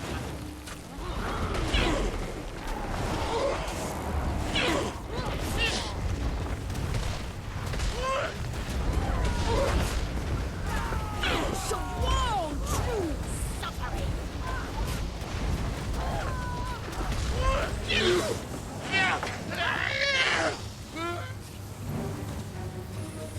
Thank you.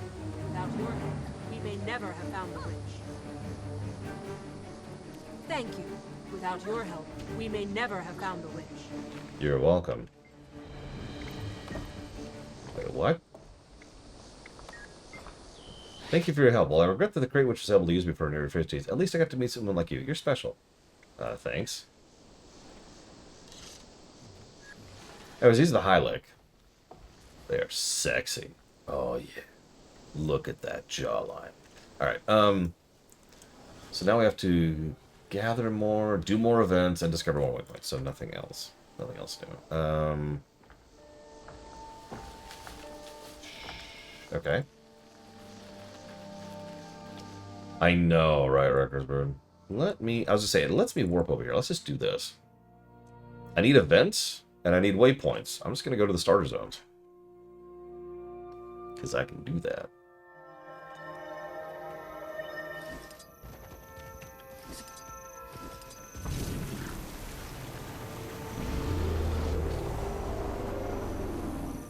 So there's a waypoint.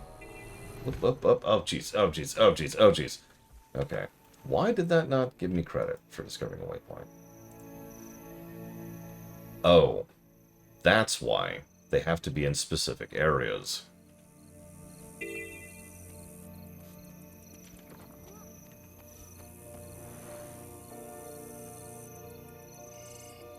Okay. Bandits bother me. It's tough times. Gotta eat somehow. Okay. So what are those zones again?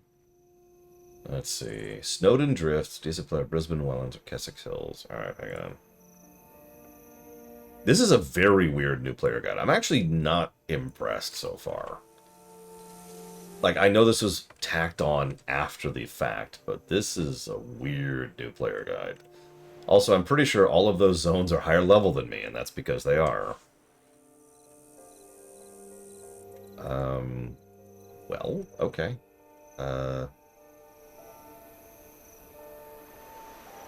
Yeah, alright, let's go here then. Sure, whatever.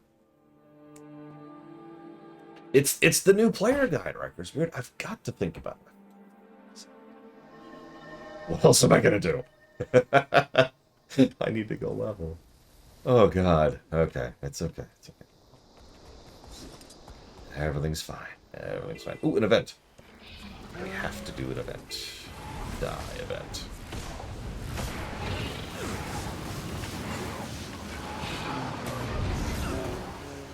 Gross. Of course there's a Shadower. Well, hang on.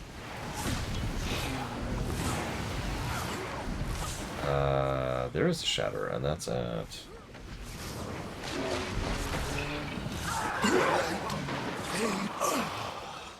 Why would I do such a terrible, terrible thing, though, Rick? I understand. I do get it. I'm just curious how it rates as a new player guide, really. Tutorialization, right? Because, yeah, if I just swept, then sure, I'd probably be fine. But that would also not only be slower than what we're doing, but would make me want to kill myself. Congrats, Spartan. Maybe don't do that next time.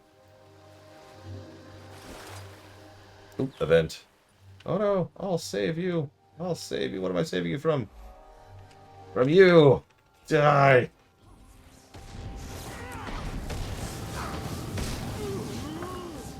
I could just kiss. Progress! 4 more events. Hi, TSB. Happy Sunday.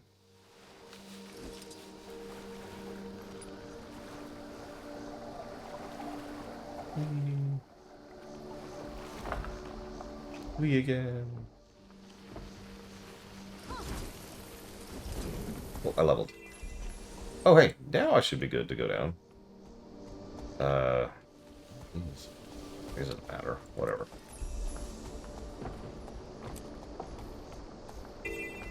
Why would you spin on an elementalist? God, that's so weird. Oh, it's a trident. What is that? Where is the stupid zone line? This way. I actually have done a jumping puzzle. I failed at a jumping puzzle like 6 or 7 times while I was talking about how this game does not do jumping puzzles very well. At least some of the early ones. I even discussed in a objective and non-personal reason why I think this game does not particularly succeed at jumping puzzles.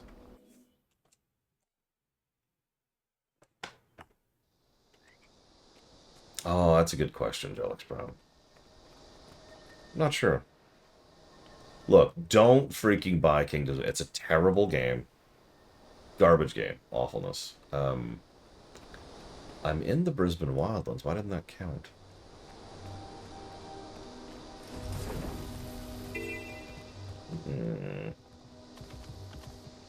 I liked Kingdoms of Amalur too. It's a damn shame what happened with it behind the scenes. We will never see a sequel to that. Like, that is so much locked up in legal hell. It's gone. Enjoy it for what it's worth. It is a unicorn.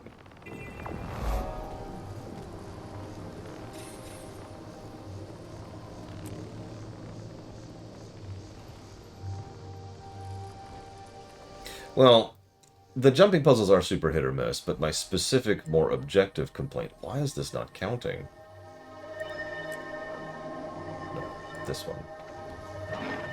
I am in the Brisbane Wildlands. I am here. I have gotten 3 waypoints in the Brisbane... Oh, you want me to get a specific waypoint in the Brisbane Wildlands? I see!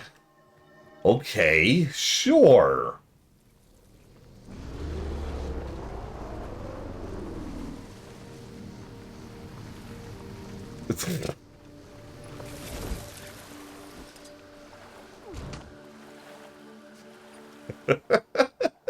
Hang on, hang on. Where am I going? I'm going up here, I think, like past the river part. What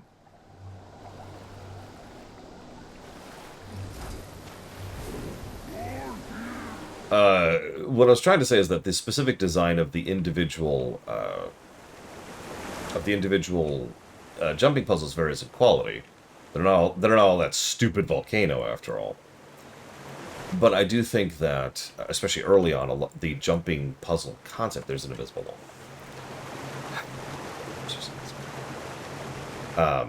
The jumping puzzle concept itself is something that has a couple of problems, and I demonstrated the whys. It has to do with 2 major factors, which is how you can tell where you are, and how you can tell what you jump on. Oh no, this is showing off leveling. This is the new player experience. I have literally multiple ways, like 4 separate ways to just bypass leveling. But we have to show it off. We have to show it off. We need everyone to know what it's like starting this game. So here's what you do. Here's how you level in this game. Okay, you go to the in-game shop, right? And you look for the word 80. And then you buy this for 20 bucks. And that's how you level in this game. How much is 2,000 gems? Hang on real quick. It's a little bit over 20 bucks actually. That's how you level. That's how you level in this game. I am barely joking. I have said multiple times, without hyperbole and without exaggeration, that I legitimately think... Yeah, it's up there somewhere. I'll go past this thing. That I legitimately think that this game should not have levels. They are so artifact design, and they do not add anything to the game. They get in the way of playing the game. It's not like, if I came here at 80, it's not like I'm 80, right? Hell, even now, I just noticed this, I actually out-level this place. I am currently level 14, because I'm actually level 17. It doesn't matter. Just make a new character 80. Just do it. This is a zone line. Okay, whatever. We'll go through the zone line. Oh, wait. I'm not in the Brisbane Wildlands. I'm an idiot. Was I in Metrica? I was in Metrica. I'm a moron. All right, let's see if this counts. Okay, here it is. Here it is. Here it is. Oh, my God. It counted. Okay, negative removed. Negative removed. We're good. We're good. I was in the wrong zone because I'm a dumbass. All right. Thank God I'm a moron. What's that? Oh. Now, I'll tell you why they exist. It's because it would take time and effort to remove them, and nobody cares enough. There are actually, legitimately, so many specific ways to bypass leveling. It's not actually a joke. They really do throw level boosts at you. They throw them in your birthday slots. They throw them if you buy the expansions. They throw them if you do certain types of events. There are lots of ways to get level boosts. They very clearly want you to just skip leveling.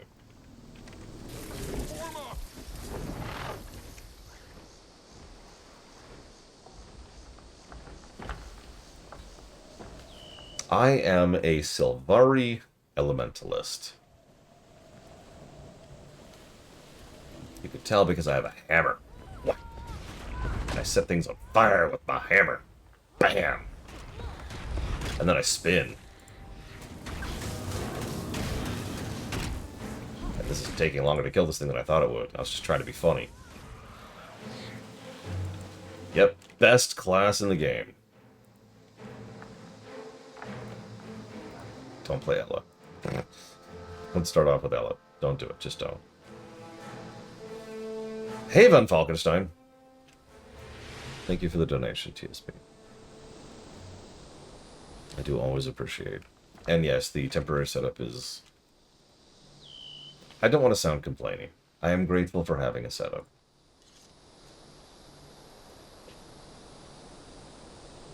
I'll put that towards Goodbye Volcano High.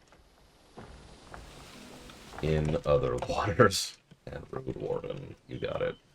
Thank you as always. Yeah, the problem is my mace is actually a little bit under-leveled for me right now. If you're wondering why it's taking me so long to kill things. Because I keep refusing to switch off mace. But yeah, this is a level 11 mace. I am level 17. Scrits are amazing, as a fresh reminder. Connect this to... Maybe no, yes? Does it fit here? Does it? Does it? No, not with the crushing!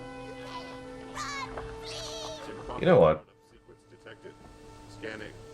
Non-inquest life forms found. Switching. Let's go to a slightly more open area, shall we? Screw this place. And screw the lunch break. Who needs it? Hammer was added in a Path or End of Dragons. I forget which, honestly.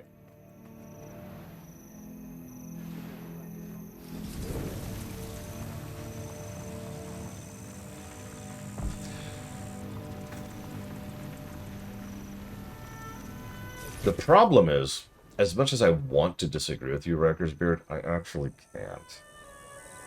There is something to be said for slow-moding new stuff to a player, right? To a new player, not dumping everything on them immediately. There's a validity to that.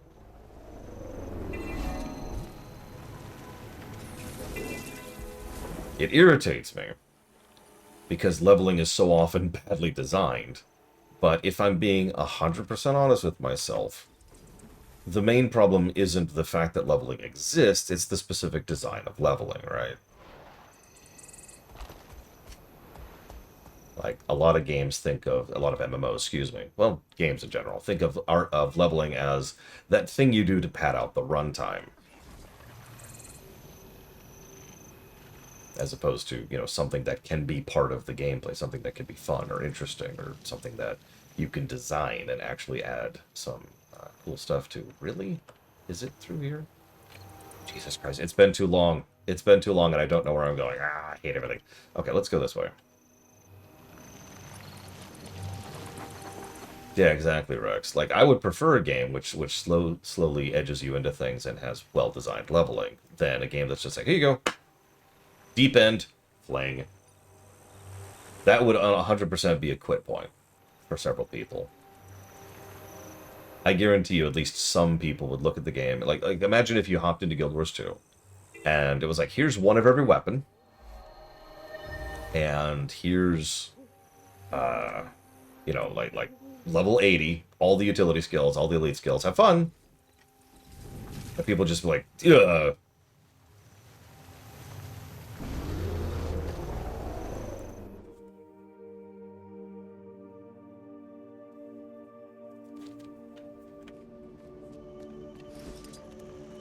Here we go. Much more open zone.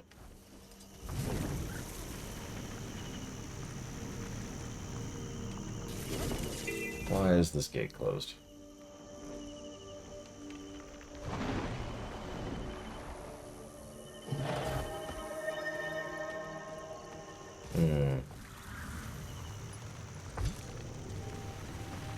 I have heard a rumor that there's actually a story in this game. Don't listen to rumors, though. There we go. Experience. Woo. Oh god, oh god, oh god, oh god. We're fine. Everything's fine. Everything's fine. Everything's fine. Woo-hoo. Hey, what's with that giant tower over there? Ah, I'm sure it's nothing. Don't worry about it. Alright, now what does it want me to do? Do hearts. No! No! Why? Why would you want me to do hearts? Go away. Oh, this is gonna kill me. Yeah, this is gonna kill me 100%. Oh, wow. Okay, I lived. We're okay. We're okay. I have already unlocked all of these dies. Of course I have. I'm not even going to sell those. Destroy. Get out of here.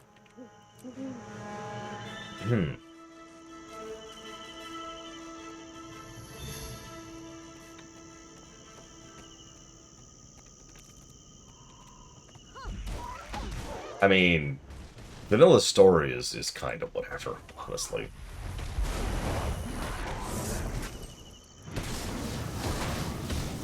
Oh, jeez, the Zaitan fight. Which one would be the real question there? But yeah, we'll try to do both, obviously.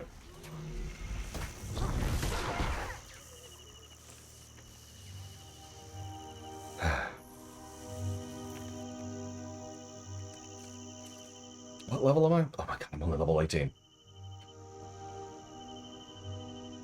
There are 2 Zaitan fights, Gaga. We'll get there, we'll get there. There's 2 Mordremoth fights, too.